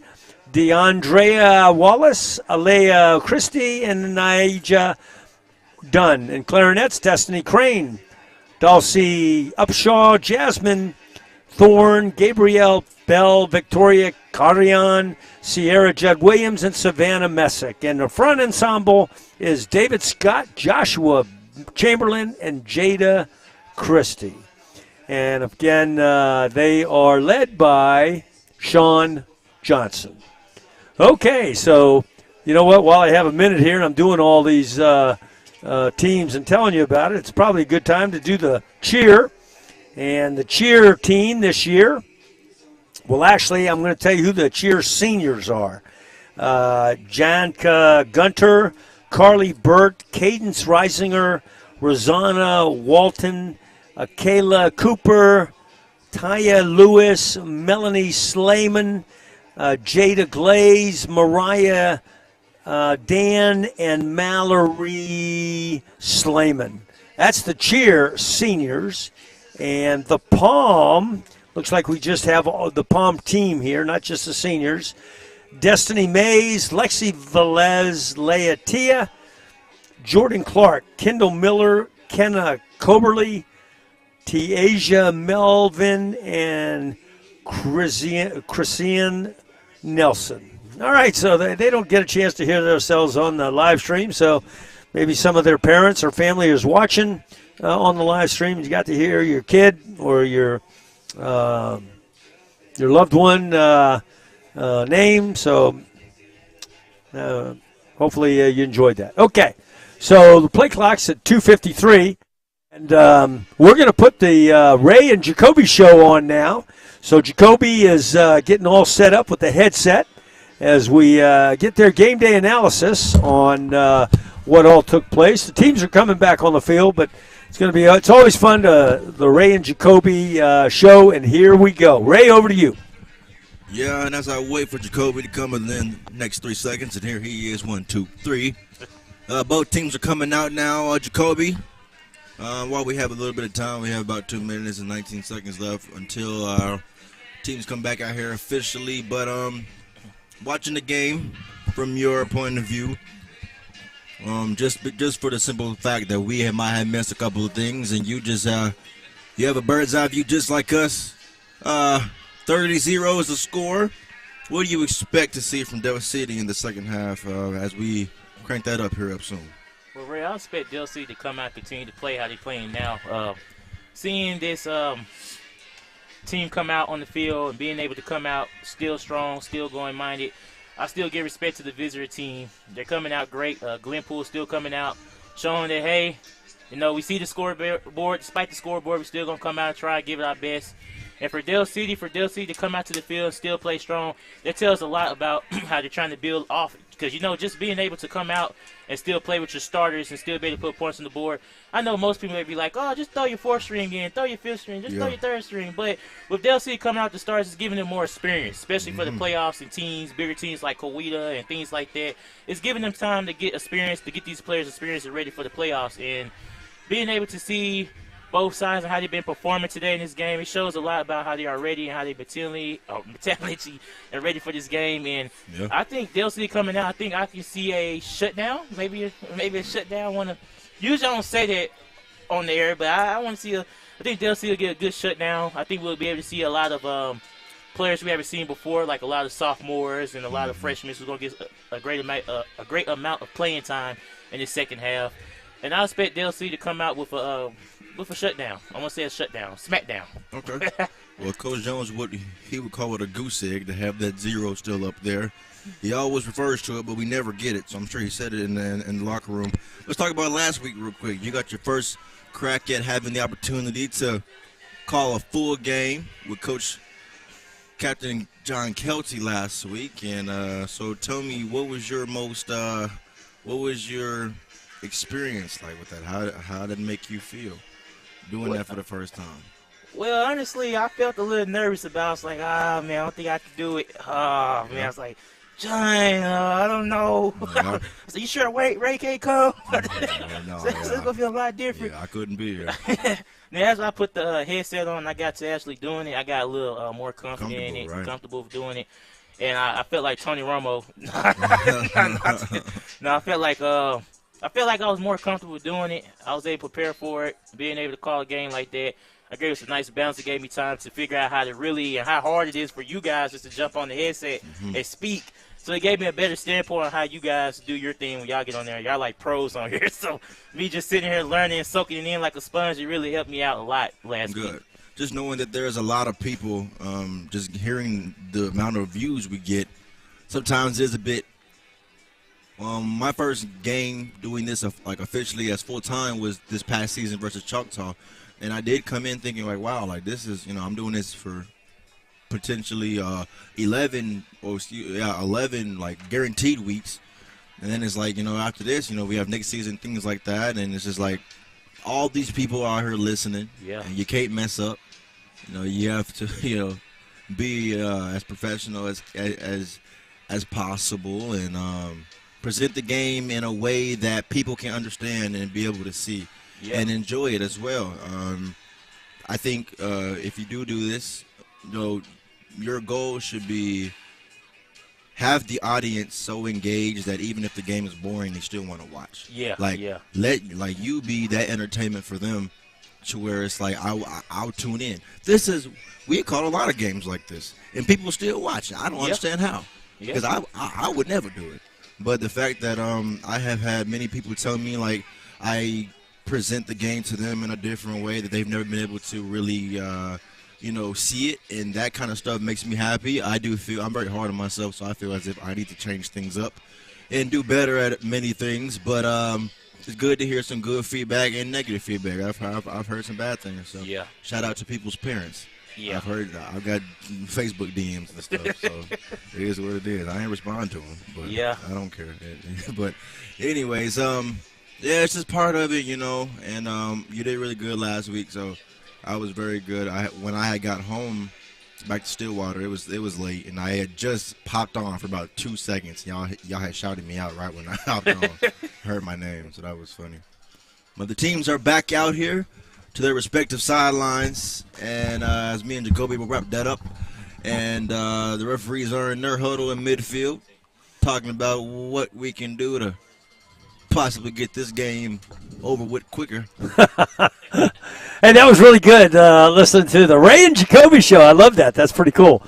Nice job, you guys. Okay, it's almost time for the second half. I'm going to give a special shout out to a special man. He's the chief of police up there in Langston, former Del City police officer, former Marine Corps gunnery sergeant who served in Iraq. And just he's a great American. That's the best way to put it. A real patriot, a combat veteran, and he's the husband of our former principal, Gina Hill. I think it's his birthday today. It's his birthday. Yeah, that's right, Ray. Pretty cool. Way to go. So Ray, if you're watching, Jay, if you're watching, Ray and I are singing happy birthday, but quietly so that nobody can hear us. But at any rate, we hope you're having a great day. I know you're watching the game, and thanks for your service to the community. Thank you for your service to our great country. And happy birthday, Jay Hill. Okay, let's start second half. And we got right to left on your screen with southpaw kicker for the Eagles. And Glenpool is standing back on their 8-yard line. Second half football. This quarter is brought to you by Dynamite Driving. I'm going to tell you a little bit about them after the kickoff. And there goes that big southpaw kicker. This time he got his boot into it, deep into the end zone where it goes out the back of the end zone. It'll come out for a touchback.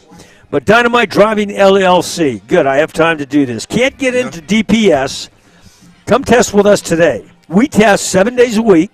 We can test anyone with a valid Oklahoma permit. We offer driver education classes, private drives, and several drive test packages.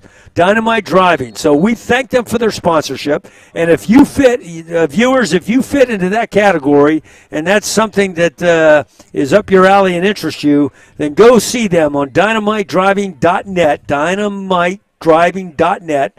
And they're down in Moore. Their phone number is 405-467-9121. All right, Glenpool football. Ball spot at the 20-yard line. And the play clock was down to 0. He was lucky to get that thing off. And, boy, they tried to get Nelson again, and the Eagles are just stacked up in there, up there in the box with all that red and black, and there's just nowhere, absolutely nowhere for that running back to go. Yep, and that's good and good sign from Del City. And I just have to point out something right now. I'm very surprised that we haven't seen my guy Tate Johnson out, number 22, out on the field more often. I think this might be one of his first drives in the game. And I think I saw a helmet drop. I thought it was a helmet. Thought it was the ball. Yeah, it's number 76. He'll X off the field. He's been playing a lot. I've seen him a lot in this ball game tonight. This brings up third down. I mean, they come out, Glenpool, the Warriors come out here and they, nothing's really changed, Still going to be true to what they, who they are. As you said, 19 seniors left? Yeah, 19 seniors left last year. So, yeah, it's a big-time rebuild. Yeah, they're just trying to get back to what they, I'm sure at one point, like Coach Jones mentioned earlier, they were really good at these things. Ooh, you got to block them. Yeah, that comeback route didn't do too much. Reaching, no need to reach down there. You got a long way to go for the first down. That's going to bring up fourth down. Yeah, they bring Jalen Sweet out to return the punt. And, yeah, just real quick, Del City will get the ball back in bad field position once more for Glenpool to start at. I mean, it's been rough all game for them in terms of field position and starting field position. And they give one of the top 3 fastest guys on the team for Del City the football. So here we go. Okay, so we got punt returner standing back here on the 48-yard line. And this time there's no rush per se. And the kick is off. It bounces at the 38. And it just bounces at the 38, and that's where it's going to be down at the 38-yard line. Okay, 1st and 10. We were talking about Barbara Morrison, and you said that you had her as a teacher. And the award that she got was the Tireless Award. And it's the principal's way of recognizing teachers for their tireless and relentless dedication and commitment to excellence, determination, drive, and that's what that award is all about. So back to pass is looking down the sideline. We got Kenigel Thomas. There goes the flag. We knew that was going to happen. Very nice pass by Godwin down there. You got to do what you got to do. Honestly, that wasn't even necessary. If that was Wyatt Miller on the coverage, you got to have better ball skills as a defender back there in the secondary. After seeing that play, I would say either the ball skills aren't there too well. He wasn't able to just go make a play because Kanandra Thomas, like, he wasn't just necessarily beat. Like, he had an opportunity to go make a play on that football, but he just runs into Thomas too early and causes a pass interference. But, I mean, you do have to do what you got to do, which is not give up a touchdown. So trips up top. Godwin looking out there, and they got the quick stop route. And it's Jalen Sweet. He turns it inside. He's at 10-yard line. Good spin move. Holding on to the ball inside the 10, down to the 9. We're in red zone territory, brought to us by Gregory Sporting Goods. Joel and Greg, thanks very much. Hurry up offense. Twins up. We got doubles out there. The running back, maybe Shaden Green. I can't tell the number. No, it's Adama up the middle, following the block, and into the end zone. Touchdown Adama on the 10-yard run. I mean, you can't run hurry up unless you got guys that are dedicated and are in shape to do so. It's a hard thing to do, in all honesty, especially with the high schoolers, man. Even guys in college and in the NFL, they struggle to do stuff like that. This team they are learning how to master this hurry-up offense concept, and they come out here fast to do the extra point as well. And Stanley, the secret weapon, drills it like he always does. Almost a given every time. Extra point good. 9:42, third quarter, 37-0. Your Eagles on top. Stay with us. Del City Football on the Oklahoma Sports Network.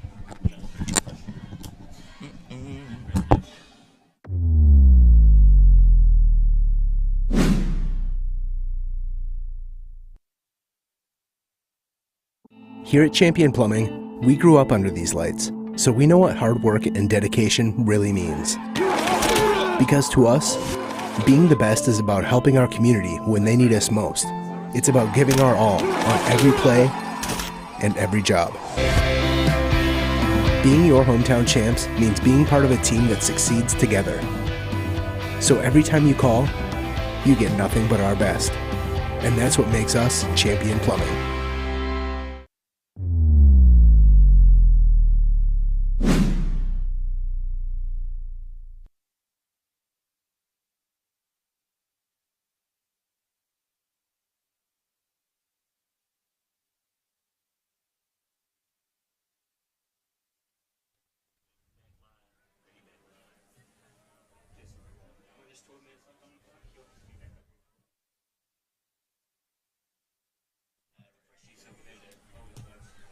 Well, here we are back live to kick this off.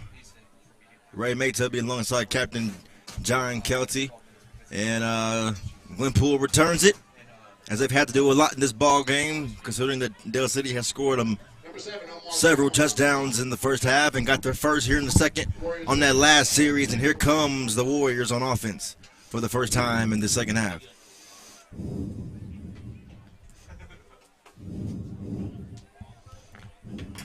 It's been a very, I can't even say up and down. It's been a very down for them. Pretty one way. When they go up, they only go up about, 2 points, in terms of the imaginary ladder that I'm putting out there, and then they just drop.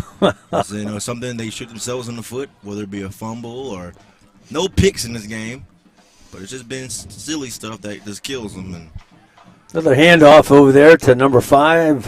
Let me see what his name is. That's not working, that running game there today. I think that's DeMicah, I believe. He had DeMicah Woods. Yeah. Comes out there for his second carry of the ball game. It's just not working, but that's their bread and butter. But before, I know it was better.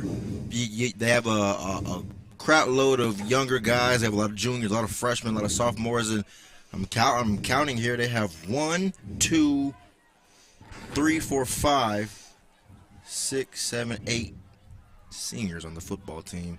No. And it's just it's rough. Yeah. That's rough. But credit to those guys, Ray, like you were saying, they're still in there and they're still playing good football. Oh, almost. What a break on the football. Incomplete out there. I can't tell. I think it's Demarion Turner. And ball intended for Kenyon Lee. But we've seen this before. You and I have even been a part of this before, but in our playing days. Coach is going to tell you, hey, go out there and just get better. Yeah, go out there and win the quarter, win the next 5-10 minutes or whatever it might be. Just set a goal for yourself, rather than just be out there waiting for the end of the game. And so hopefully that's what these kids are doing. And I'm sure they're doing that. Some of them, most of them, all of them. Who knows? but we'll see how this plays out. They come out in doubles, back to pass, and looking for a little swing pass out here again to number 5. Yeah, he breaks a tackle, cuts it inside, then outside, down the sideline, about 38-yard line. They're going to say move. No, they are. Let's see. They're going to say move the marker. Well, Coach Jarvis Kelly, the linebackers coach, he's not happy with how his linebackers were out there tackling, and they bring in Shaden Green, there they go, who was a second-string running back. I was not aware that he was a defender, so I'm excited to see how Shaden plays. I'm sure he's been in earlier in the game, perhaps maybe he just didn't catch it. But here we go. Watch number 28 as he is a defender here at outside linebacker to the right side of the defense. Number 7 down here is Omar Brown. Back to pass. Ruger steps up in the pocket, rolls to his right, throws the ball out here, intended for number 2, Eddie Garrett, junior receiver, incomplete. Well, the quarterback, Tatum, figured it out. He learned from his last mistake after getting that safety on the first possession of the game, getting that intentional grounding call. This time, he got out the pocket before he threw the ball away, so therefore, no, the referees will keep that yellow flag in their pocket.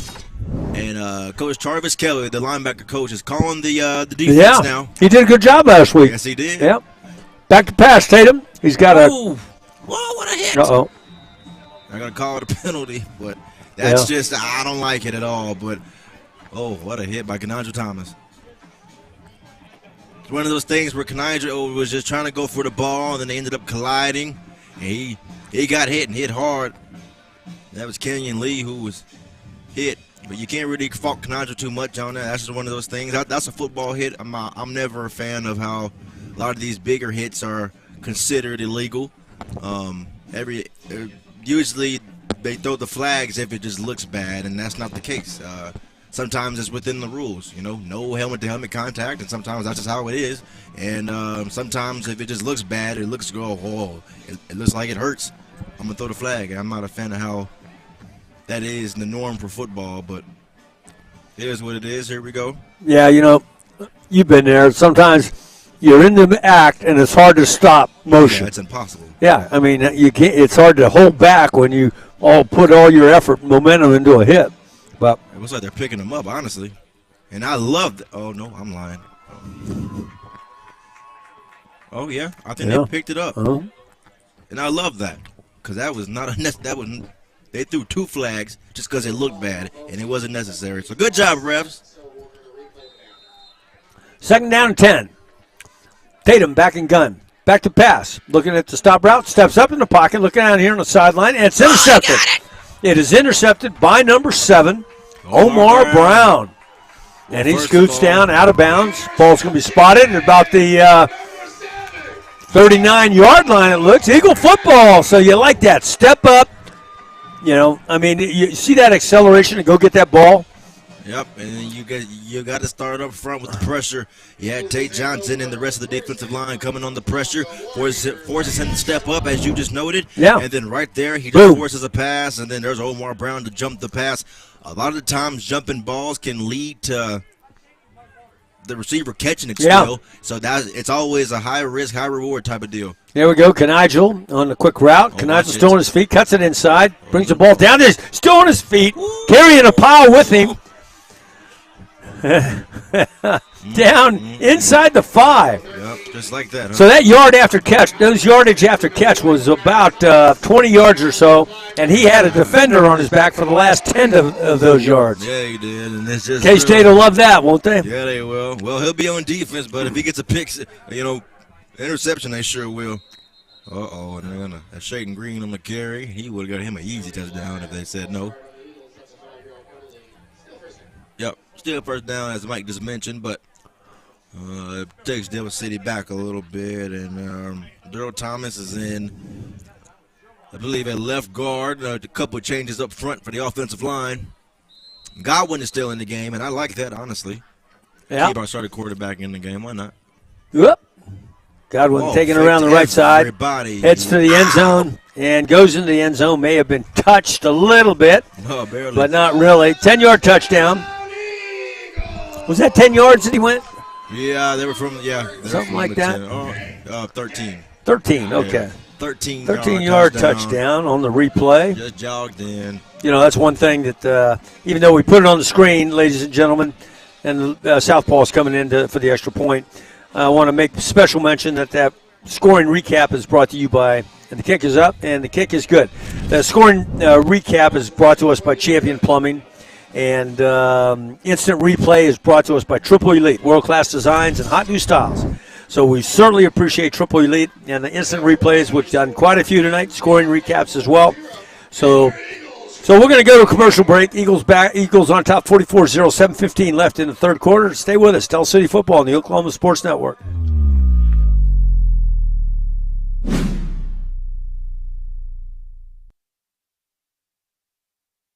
Here at Champion Plumbing, we grew up under these lights, so we know what hard work and dedication really means. Because to us, being the best is about helping our community when they need us most. It's about giving our all on every play and every job. Being your hometown champs means being part of a team that succeeds together. So every time you call, you get nothing but our best. And that's what makes us Champion Plumbing.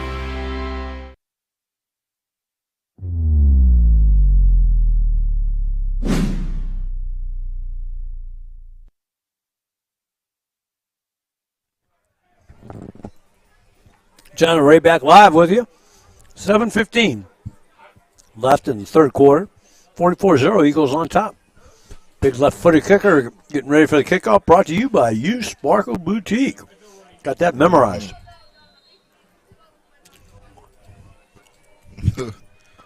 And there he goes. And look at this, little pooch kick out to the 30.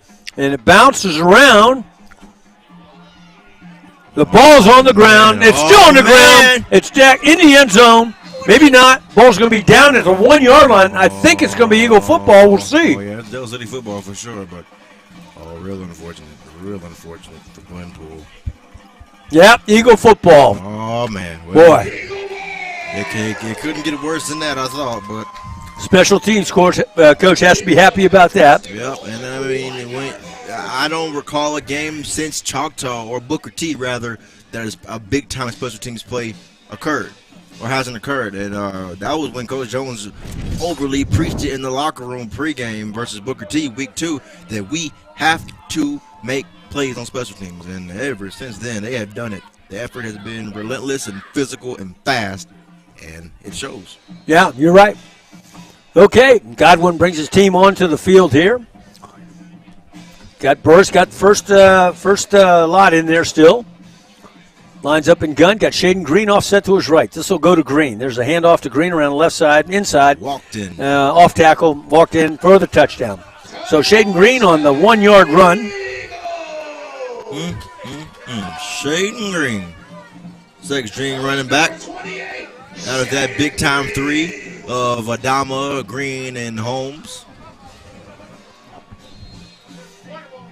Hey, Races, who scored the last touchdown? Data got one. He kept it. Kick is up. The kick is good. Watch it. Those boys been very active with those field goals back there, having to receive the balls and stuff. Now, a lot of, honestly, I don't know. Stanley Johnson, I can't even imagine how many points he has off his left leg this season. That's for sure. Okay, 7:04 left in the third quarter. 51-0, your Eagles on top. We're going to go to a quick commercial break. We'll be right back. Keep watching Del City Football on the Oklahoma Sports Network.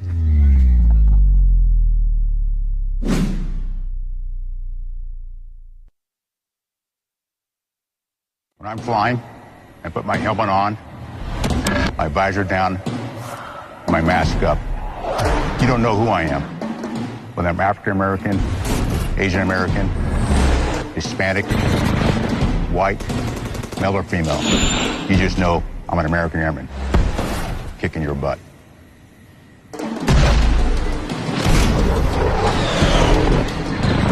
I'm General C.Q. Brown Jr. Come join us.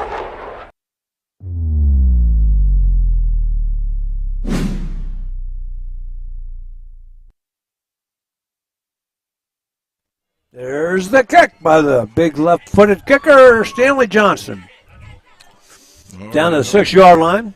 Taken to 6 by the Warriors. Advanced up to about the 16, 17 yard line. Will be Warrior football, 1st and 10. Yep, and here come the Warriors, as you just mentioned. And 6 minutes, 57 seconds left in the third. 51-0. Coach Jones, I'm sure, emphasized how he wants that goose egg, which is a 0 for anybody that doesn't understand that. And that's how many points Glenpool has tonight, 0. And they're still striving to get there first, but it's been a long chain, a continuous just streak of bad field positions tonight, and they continue it right here. There's a handoff again, number 5 up the middle. That's Micah Woods, the junior running back. Yeah, pick up maybe 1 or 2 on the play. It'll be second down, about 8. Yeah, this team has a good amount of juniors, and then next year they have a lot of sophomores, and who are probably, and no, not probably, they will be juniors. So, that team, as Deer Creek, sometimes all it takes is a year, and you can really just, flip just like that and make it to the state championship. They were so bad, Deer Creek, in the year 2020. And then they go to the state championship and they lose to Bixby the very next season, just last season. It's just sometimes a year is all it takes. I mean, they were awful. Was that overtime loss that we had to them out at their place? Well, last year, yes. No, yes, that was overtime, but we won, though. We won that game. Yeah. That's right. Yeah, good, we won that game. Very good Deer Creek team. But the year before, they came here, and we beat them by too many points to count. But someone's down. I think that's not sure who that is. Looks like it might be a cramp. Okay, player down. We're going to go to commercial break. Stay with us. Tell City Football on the Oklahoma Sports Network.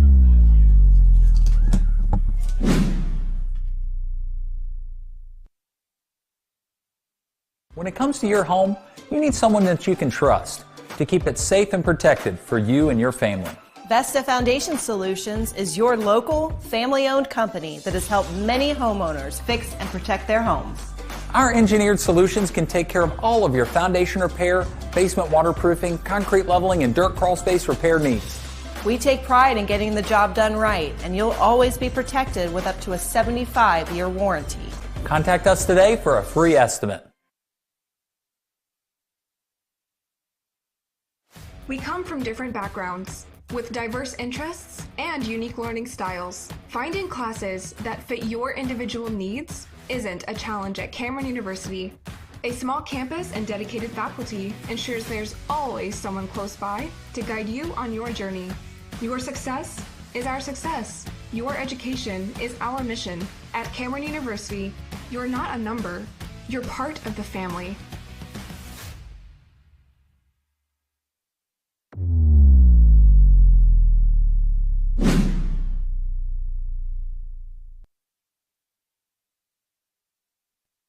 Back live with you here, Robert F. Kalsu Memorial Stadium, 6:16, third quarter. Brought to you by Dynamite Driving. Can't get into the DPS? Come test with us today. Okay, so we got third and short. Ball snap back to the quarterback, and it's a handoff to Micah up the middle. He probably got a little bit past the 25-yard line. Not enough for the first down, so that'll be fourth down and short. Yep. Here we go, fourth and short. We'll see what goes on here. Oh man, you can see guys rotating off the field. I think that's Hunter. Oh, that's not Hunter. No, excuse me. No, it's not. Whoops. William Lewis, and then another guy running off field real quick for this punt. Jalen Sweet back to receive the punt. There it is, a punt. This will be returnable. Jalen takes it at the 48. He bounces outside. He's still on his feet and tripped up down inside Warrior territory, down to about the 47-yard line. The punter has done a good job of not allowing guys to return today. I doubt it's intentional, but he's still been having the ball bounce, and none of the fast guys for Del City has been able to return except that one time, and Omar Brown had picked one up that just bounced earlier in the game. But really good part on that. That's a positive for Glenpool in this game. They can take away and go home with. Here comes the Del City offense once more as they come out with good field position at the 51. At the what are they at, the 49? Turner in there, Ray. Turner in there, quarterback, and he hands it off to number 25 for the Eagles. 25, that's Joquan Howard. He ain't Great kid. Yeah, we haven't said his name all season. Yeah, he coming back after an injury from last year, right, Ray? He injured himself in the, I believe in the spring this past year, or it's not spring, but I believe this past fall camp. He's a great kid. And this time, Turner keeps it around the right side. Tripped up and finally brought down about the 42-yard line. So Turner, let me think. Turner is a sophomore. That's right. Yeah. Marion Turner, a sophomore. Jaquan Howard, who's in that back right now. He's a senior. Across the middle. Right there. And nice little piece of. Oh, wow. Watch it. That's Jalen Sweet coming across the middle and avoiding a couple of tackles. Nice pickup on the play. First down yardage. Yep, Move the chains. Nice pickup. Usually I have a thing against people who like to go backwards. I just don't understand. Just go forward. But if you're fast enough to hit the edges, then I can't say much. So good job there. Doing what you can. Getting your rack off by Jalen Sweet. Godwin still in. Oh, I'm sorry. Turner in. Hands it off now. Again to Jaquan Howard. Howard up the middle. Gain of about 3 or 4 yards. Fun to watch him get some action in here after being injured. I like the way he runs. Yeah. It's very like pretty north-south. Very uppity. And, well, I like that. I like that style of running. Yeah, pads down north-south. Go get it. Yeah. One of those things where if you hit him, you're probably gonna hit him hard just because he's a smaller guy, but it's going to be hard to touch him, I can tell, so I like that about him. Back to passes. Turner rolling his right. He's got a receiver out there on the 18, a 10-yard line. The receiver scampers in for the touchdown. We'll get his number here in just a second. Omar Brown, I believe. Omar Brown. Omar Brown. Touchdown, there you go. 25-yard touchdown. Well, I mean, just a simple pitch and catch over there to the right. Marion Turner doesn't have to do much. Really good backup quarterback there. He's a sophomore. Very good athlete, man. That's all he really is. He plays DB, and then he's a sophomore playing defensive back, just like Braylon Adama was a year ago. Very talented football team, man. Athletes everywhere, as Dell City always has. But once again, Dell City's point leader and secret weapon, Stanley Johnson, with another one. I don't know if you saw it, Ray, but that was a short snap, and I think that Godwin had to pick it off the ground, get it set, spun. It was a little low, but good. It's good to know nice that you job. can still get those things. You bet. Okay, ladies and gentlemen, 458-0334, third quarter, and you're watching Dell City football on the Oklahoma Sports Network. We fight the battles no one hears about. We drop into the middle of firefights to rescue others. And act as one-man air traffic control towers. We're the ones who go before all others.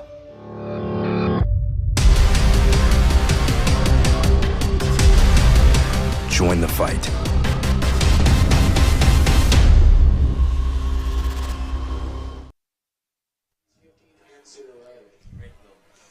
John and Ray back live with you. Jacoby on the computer producing, and Eagles on top, 58-0. Third quarter, kickoff. U Sparkle Boutique. Woody down there. Go see him. Big left-footed kicker on. No, it's not. It's the backup kicker. We'll get his number here, name in just a second. Down to about that 18-yard line, taken by the Warriors. Inside, got a little running room before he's brought down about the 33-yard line. Jerome Simon. Jerome Simon, thank you, Ray.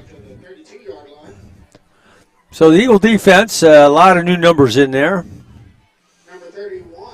Yeah, there's a familiar number. Shaden Green's still out there. Yep. You got number 11. Burris. Jarvis Kelly's in there. I think he's junior. Number 11. He's a sophomore. Jarvis Kelly. I guess that's Coach's son, Jarvis Kelly, isn't it? It is. My boy. Old Jarvis.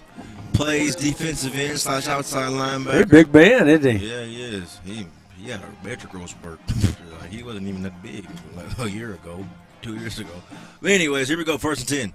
So the Warriors bring out doubles with an up back, and there's a handoff. Got a new quarterback in for the Warriors. Number 13, ninth grader, freshman. His name is Anthony Ray Gillum. Anthony Ray Gillum, 9th grader. So give him a little bit of playing time here and see how he can move the football and run the ball club. Yep. Here we go. Second and about maybe 8 or so. There's about one familiar jersey out there. 2 of them be Tay Johnson, 22, and number 7, Omar Brown. DeMichael Woods is still in there, the sophomore, the junior. He does take the ball. Good job. And he kind of moves around a little bit, but great pursuit, great aggressive pursuit, good pressure by the black and white out there, and the ball's going to be spotted. No gain at the 38-yard line. These young guys, they're doing what's called creating a new line of scrimmage. Whenever the defensive line can get enough push up front to where they knock guys back, the line of scrimmage, it goes backwards, and then it's called creating a new one. And at that point, the running back is usually in a bad situation, and there's just guys all around. You have to bounce. There's guys in all the gaps. Good job by the defense. There's a step, back to pass, being flushed out, moves up in the pocket, rolling to his right, looking downfield. And he's got a lot of people down there, and it almost was picked off. Oh, incomplete. Ball was up for a long time, almost picked off by number 21. Yeah, that would Manny Davis. No, Manny Davis is a sophomore. Haven't said his name one time all season, but almost made a really good play there. Love to see it as they substitute Delonte Bailey out, the big man, the junior. A lot of young guys out there right now playing right now for both teams, and here comes the punt once more. Oh, no. Gets through the punter's hands, no. And punter just falls on it inside the 10. They're going to spot it about the 7-yard line. Where, doggone it, another tough break for the Warriors there. So the Eagles going to take over deep inside the 10. Red zone time for the Eagles. It's been a very forgettable, second half. Yeah, it sure has. And the red zone is brought to us by Gregory Sporting Goods down there in Moore. Greg and Joel do a great job. They've been around a while. They used to be in Del City, and they do a lot of good team stuff as well. Got great inventory, great stock, and plus great prices. So go see Gregory Sporting Goods. All right, so first and goal for the Eagles.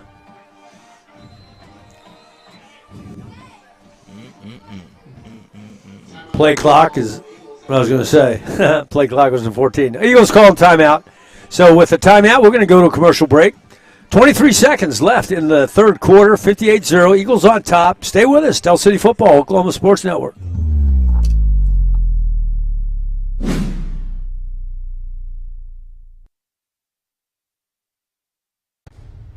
Here at Champion Plumbing, we take pride in taking care of our community. When we hit the road, we're fully prepared to solve your plumbing issues. We're family owned, and we are the standard for plumbing service. With a team full of champions, being the best plumbers in Oklahoma is just part of the job. So when we show up, you can rest easy, knowing that whatever the issue may be, we can handle it and make you a happy Champion customer. Contact Champion Plumbing today.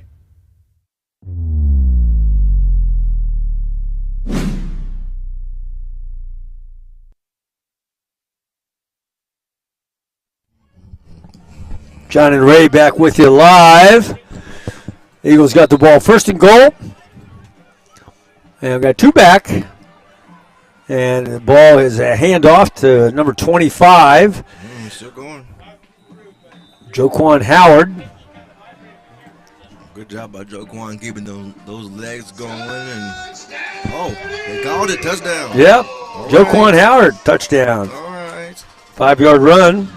Well, that just elevates the score even more. Makes it 56-0. Coach Jones is still getting his wish as of late. When games like this, it's always some type of thing on the defense where it's just like, that shouldn't have happened. You know, it's a bust or something like that, or there's a miscommunication or something silly that shouldn't have happened. But today, the defense has done their job. All like their heads have been in the game, hit on a swivel. Another good boot there, makes the extra point good. Yeah, good job. Extra point is good. Okay, so score 65-0, 11 seconds left in the third quarter. Stay with us, ladies and gentlemen. Eagles on top. You're watching Del City Football on the Oklahoma Sports Network.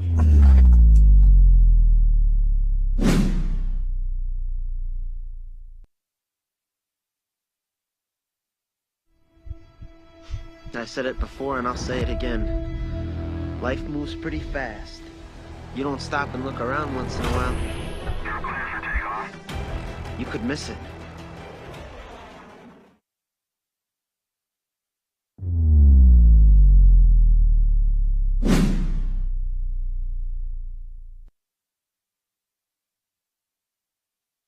John and Ray back live with you for the kickoff, brought to you by U Sparkle Boutique. 11 seconds left in the third quarter.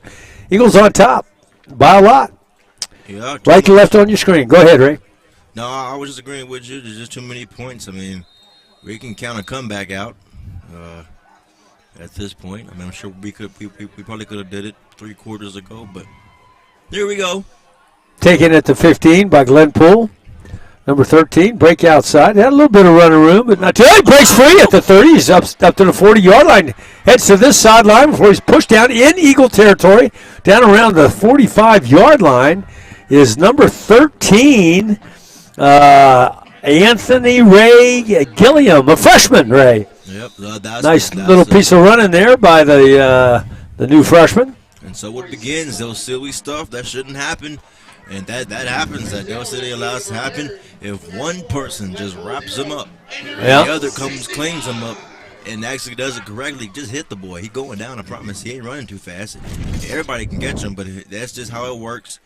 You know, it's just sometimes you just let things happen that shouldn't as a collective group of defenders and shoot yourselves in the foot. But hopefully the defense stands strong as good field position for Glenpool. This is the third best starting field position that they have had in this ballgame. Yeah, there you go. That's saying something because that's not only 3. They've had a horrible field position. The first series was a safety. It's been bad all game today for them. But here we go.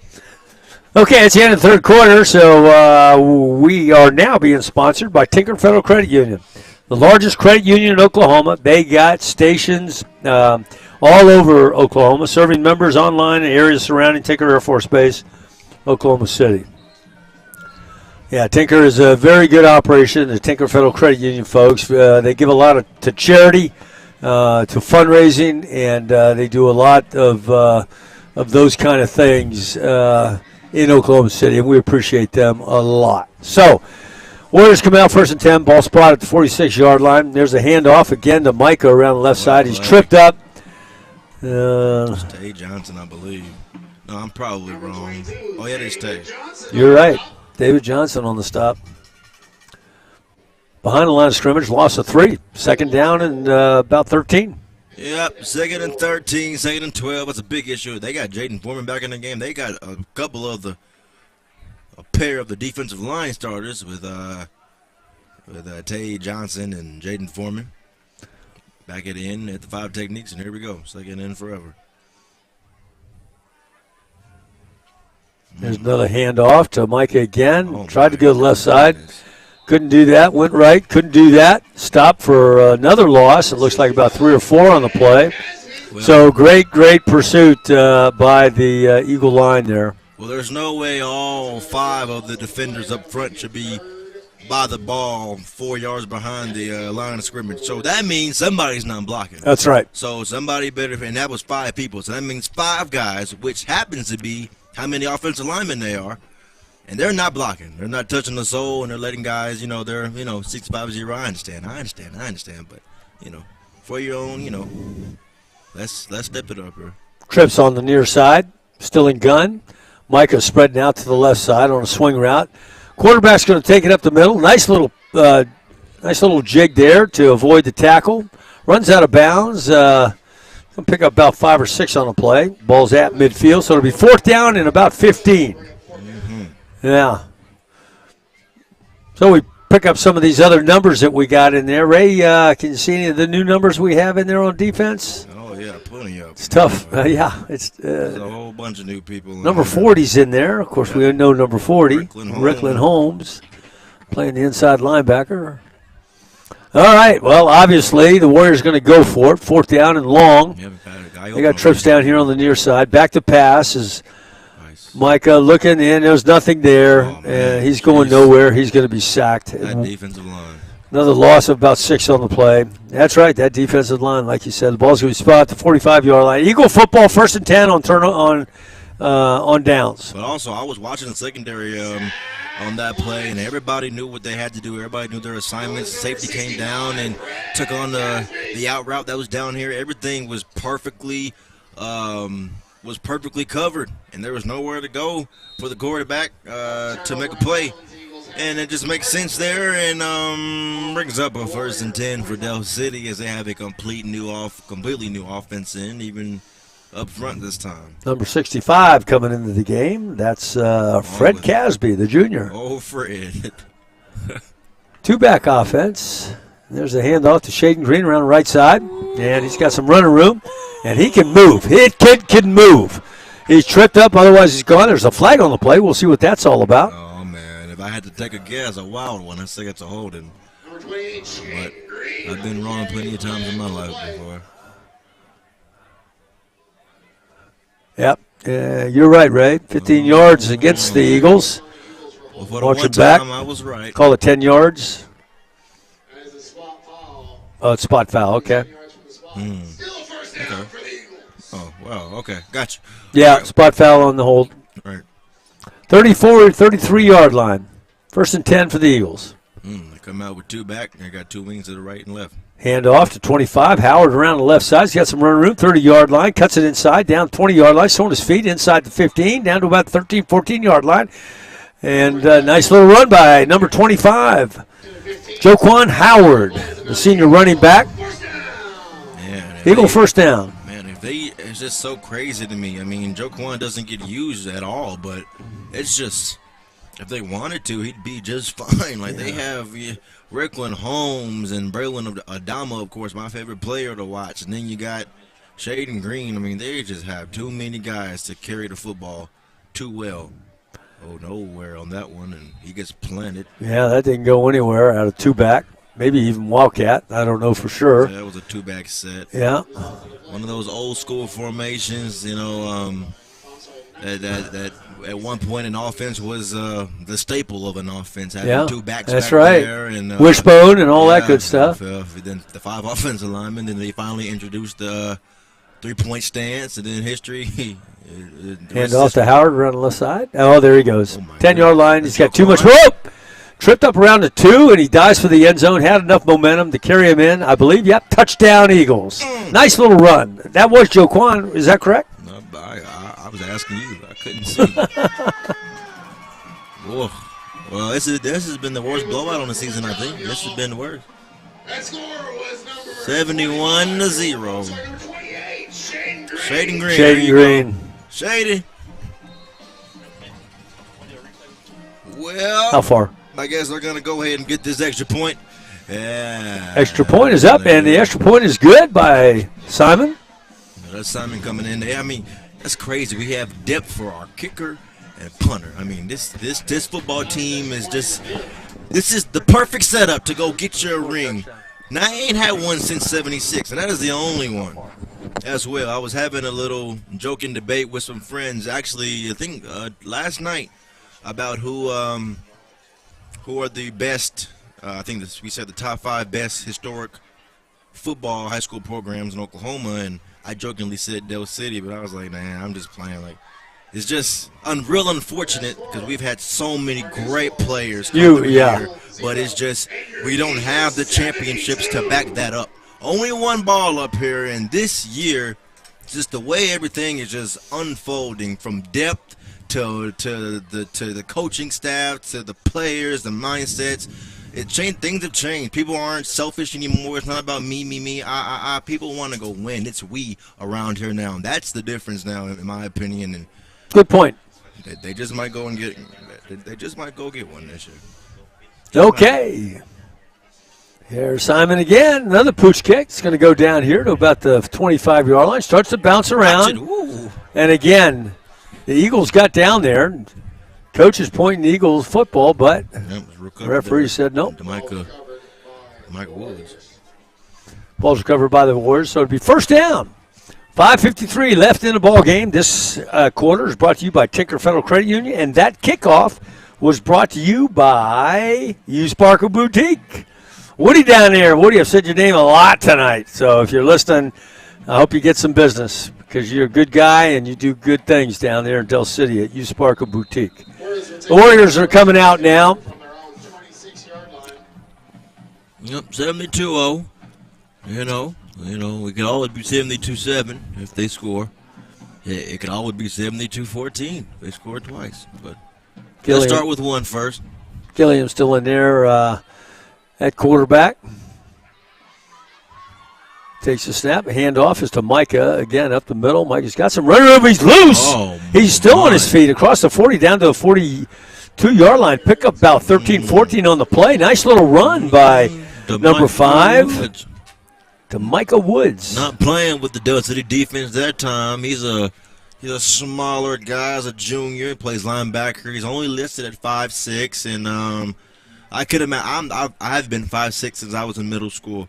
So I can't even imagine how it could be at this point of his life. But I'm sure he has a big chip on his shoulder, and he ran with it on that run right there.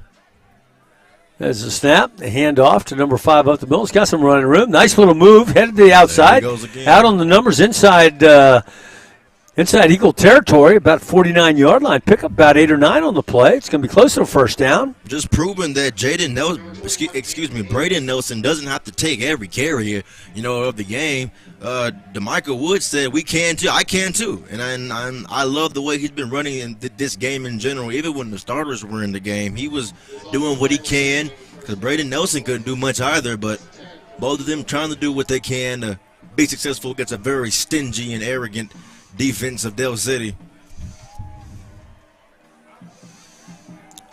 And that goes nowhere. A sea of red with a big stop, 49-yard line. No gain on the play. It'll bring up third down at about 10. There we go. Yep, second down. Third or second. Well, 3:28 to play in this ball game, and as time winds down, the Warriors, they're still got their fans. I think it's the same amount that were here before things got out of hand. Here we go, second and long. And Micah's going to take it around the right side. He's got some running room out there. He breaks it outside around the edge, down close to the first down. Looks like he's out of bounds. They're going to spot it about the 41-yard line. Might be a little bit short of the first down. We'll see. It's pretty tough over there. You got Jarvis Kelly. He's out there, happened to be the contain guy, and just couldn't happen on that play. Some guy came down there and chipped him as he was not expecting to get. So good play there. Really good design, well-designed play there by the Warriors, and that brings up manageable third down. This is about third down and 2. We saw them go for it on 4th and 1 earlier, 4th and 2 earlier. So, and they got both of them, I believe. I could be wrong, but here we go. 3rd and 2. All right, 3rd and 2. Ball spotted down here on the 41-yard line.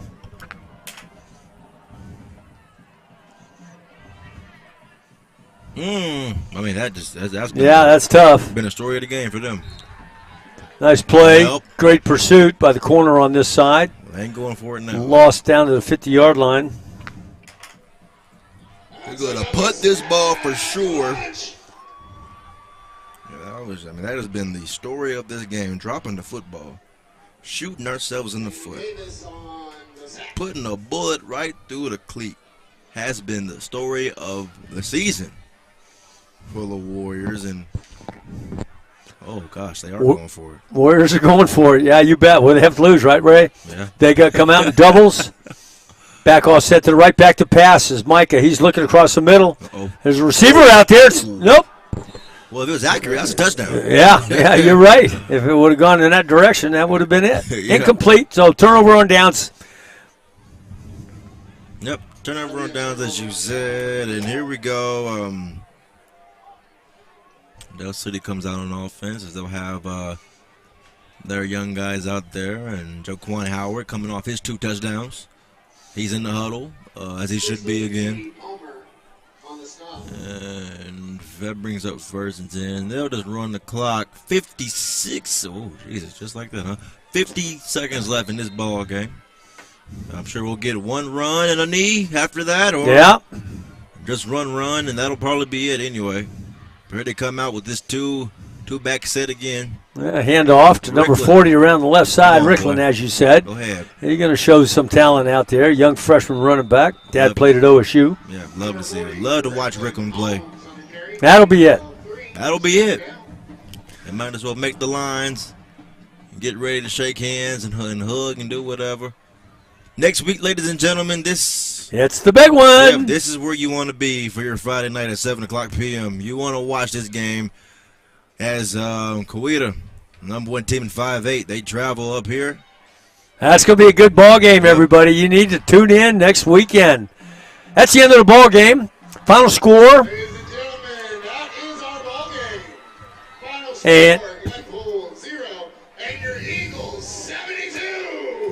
tough night for the Warriors of Glenpool, but they never stopped trying.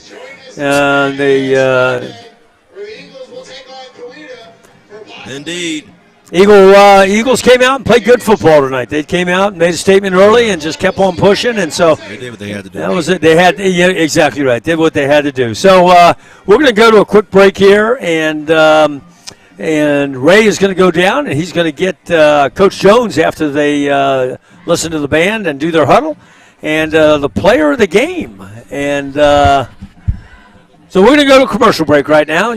Keep watching Del City football on the Oklahoma Sports Network.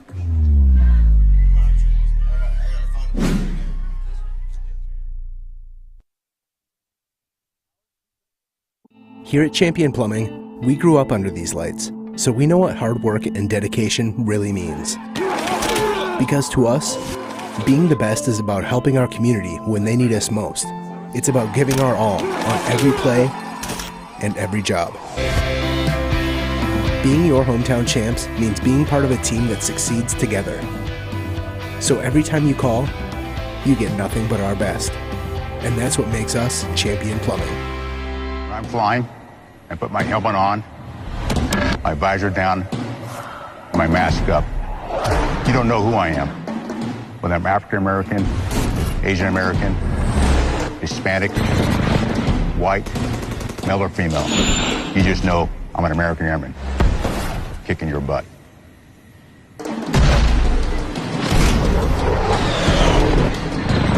I'm General C.Q. Brown, Jr. Come join us.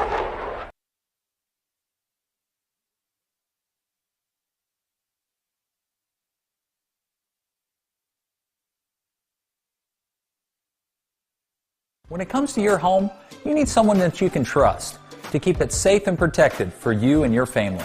Vesta Foundation Solutions is your local, family-owned company that has helped many homeowners fix and protect their homes. Our engineered solutions can take care of all of your foundation repair, basement waterproofing, concrete leveling, and dirt crawl space repair needs. We take pride in getting the job done right, and you'll always be protected with up to a 75-year warranty. Contact us today for a free estimate.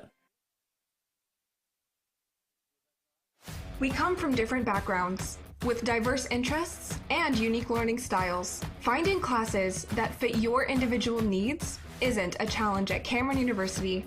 A small campus and dedicated faculty ensures there's always someone close by to guide you on your journey. Your success is our success. Your education is our mission. At Cameron University, you're not a number, you're part of the family.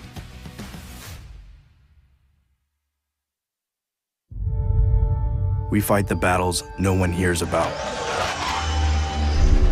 We drop into the middle of firefights to rescue others. And act as one-man air traffic control towers. We're the ones who go before all others.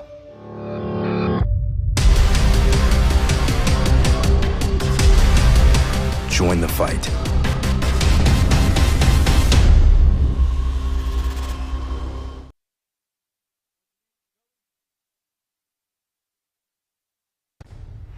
Here at Champion Plumbing, we take pride in taking care of our community. When we hit the road, we're fully prepared to solve your plumbing issues. We're family owned, and we are the standard for plumbing service. With a team full of champions, being the best plumbers in Oklahoma is just part of the job. So when we show up, you can rest easy, knowing that whatever the issue may be, we can handle it and make you a happy Champion customer. Contact Champion Plumbing today. I said it before and I'll say it again. Life moves pretty fast. You don't stop and look around once in a while, you could miss it. Coast Technology Group specializes in audio, video, and lighting for schools, house of worship, home, and business. Work with our team's engineers to design the right system for your conference rooms, video telecommunications, stadiums, auditoriums, video walls, home theater, and automation. Whether your next project is large or small, let our team with over 150 years of combined experience help design the right system with simple, reliable technology. Welcome back to another fine Saturday morning here at the Johnson House, where the team at Champion Plumbing is about to perform one of their classic pipelining maneuvers. Watch their technique as they begin pouring in that epoxy. Oh, wow. Didn't miss a drop. That, ladies and gentlemen, and why these guys are the champs.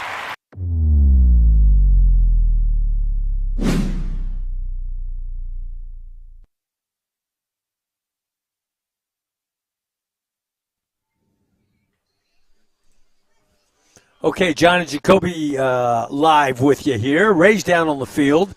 We're going to get Coach Jones, and then we'll tell you who the player of the game is. So this post-game is brought to you by Buffalo Wild Wings, and the player of the game is brought to you by Rose State College. Rose State College is a great place to go. I mean, those people over there do great things. You know, I got a whole bunch of stuff to tell you about Rose State College. Let's start with this one. Want to start a career in cybersecurity? Rose State College offers professional certification and degrees in cybersecurity. Was named a National Center of Academic Excellence. And we're waiting for Coach Jones. We'll get him in here in just a little bit. Don't know if they got the player of the game. Maybe we didn't. The player of the game is going to be Joquan Howard, number 25.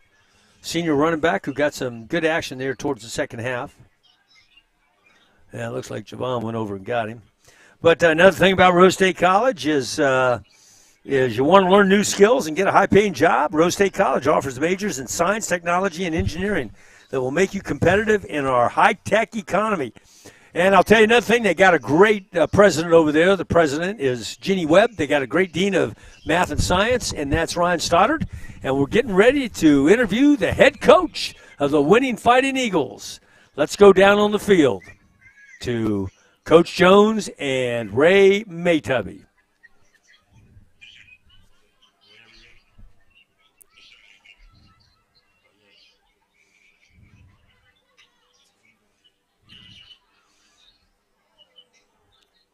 No, here he comes. No, maybe not yet. He's talking to some players, so we'll just keep it up here. And now, almost. He gave us a little fake like he was coming over. All right, let's go, Jacoby.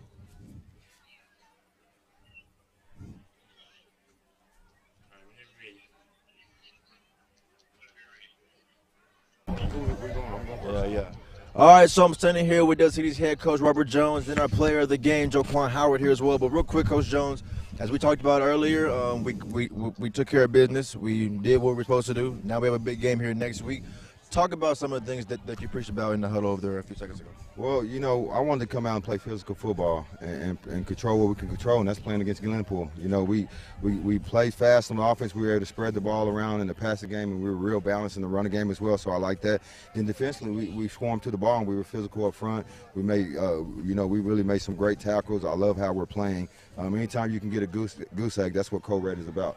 Now, we need to. I think we had 10 penalties. That's not championship football. If we have 10 penalties next week, we're going to more likely put ourselves in a situation where we might lose that game. Also, we had 2 turnovers. So those are things that we're going to have to clean up, but I'm excited about it. You know, anytime you win 72-0, it's not a lot of things you can complain about.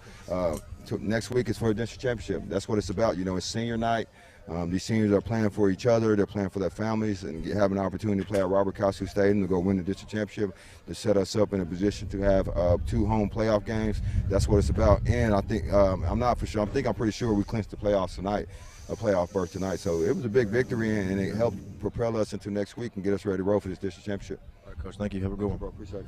All right, and then I'm standing here with player of the game. We haven't seen you much, man, all season due to the injury and things like that. We've had some really good running backs, from Braylon to Shaden to Rickland, and you just proved that you are very much part of that little string and chain of running backs, and you did a really good job tonight. I said on the broadcast how I like to watch you run and your style of running. Tell me, when you got your number called today, what was going through your mind, especially after the score?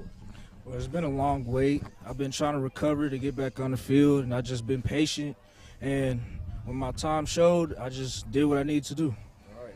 Well, that's all you pretty much can do. And again, I'm happy to see you out here, and I'm really proud of you. And that was fun to watch. So hopefully we see more of you in the playoffs. John, back to y'all. Thank you. Okay, Ray, good job down there. That was Joquan Howard, the senior running back, player of the game, Rose State College. Thank you for your sponsorship over there at Rose State, and thank you for the postgame.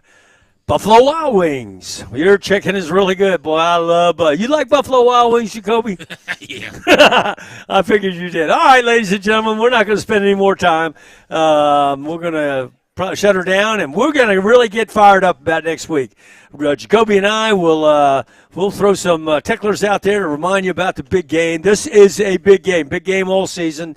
In division, got number 1, number 2 coming, and Coweta is undefeated. They beat McAllister, so this is going to be a great football game. Senior night. We get to say good thank you to all our seniors and their families, so that's always a special time in the life of a high school athlete or a high school student whenever it's senior night. So that's it. The final score was 72-0. Eagles had a big, good win tonight, and we're going to say goodbye for now. So on behalf of Ray and Jason and Camden and Javon, our cross-country runner who helps us on the camera, and, of course, Jacoby, thank you for tuning in, and good night. And you're watching Del City Football on the Oklahoma Sports Network.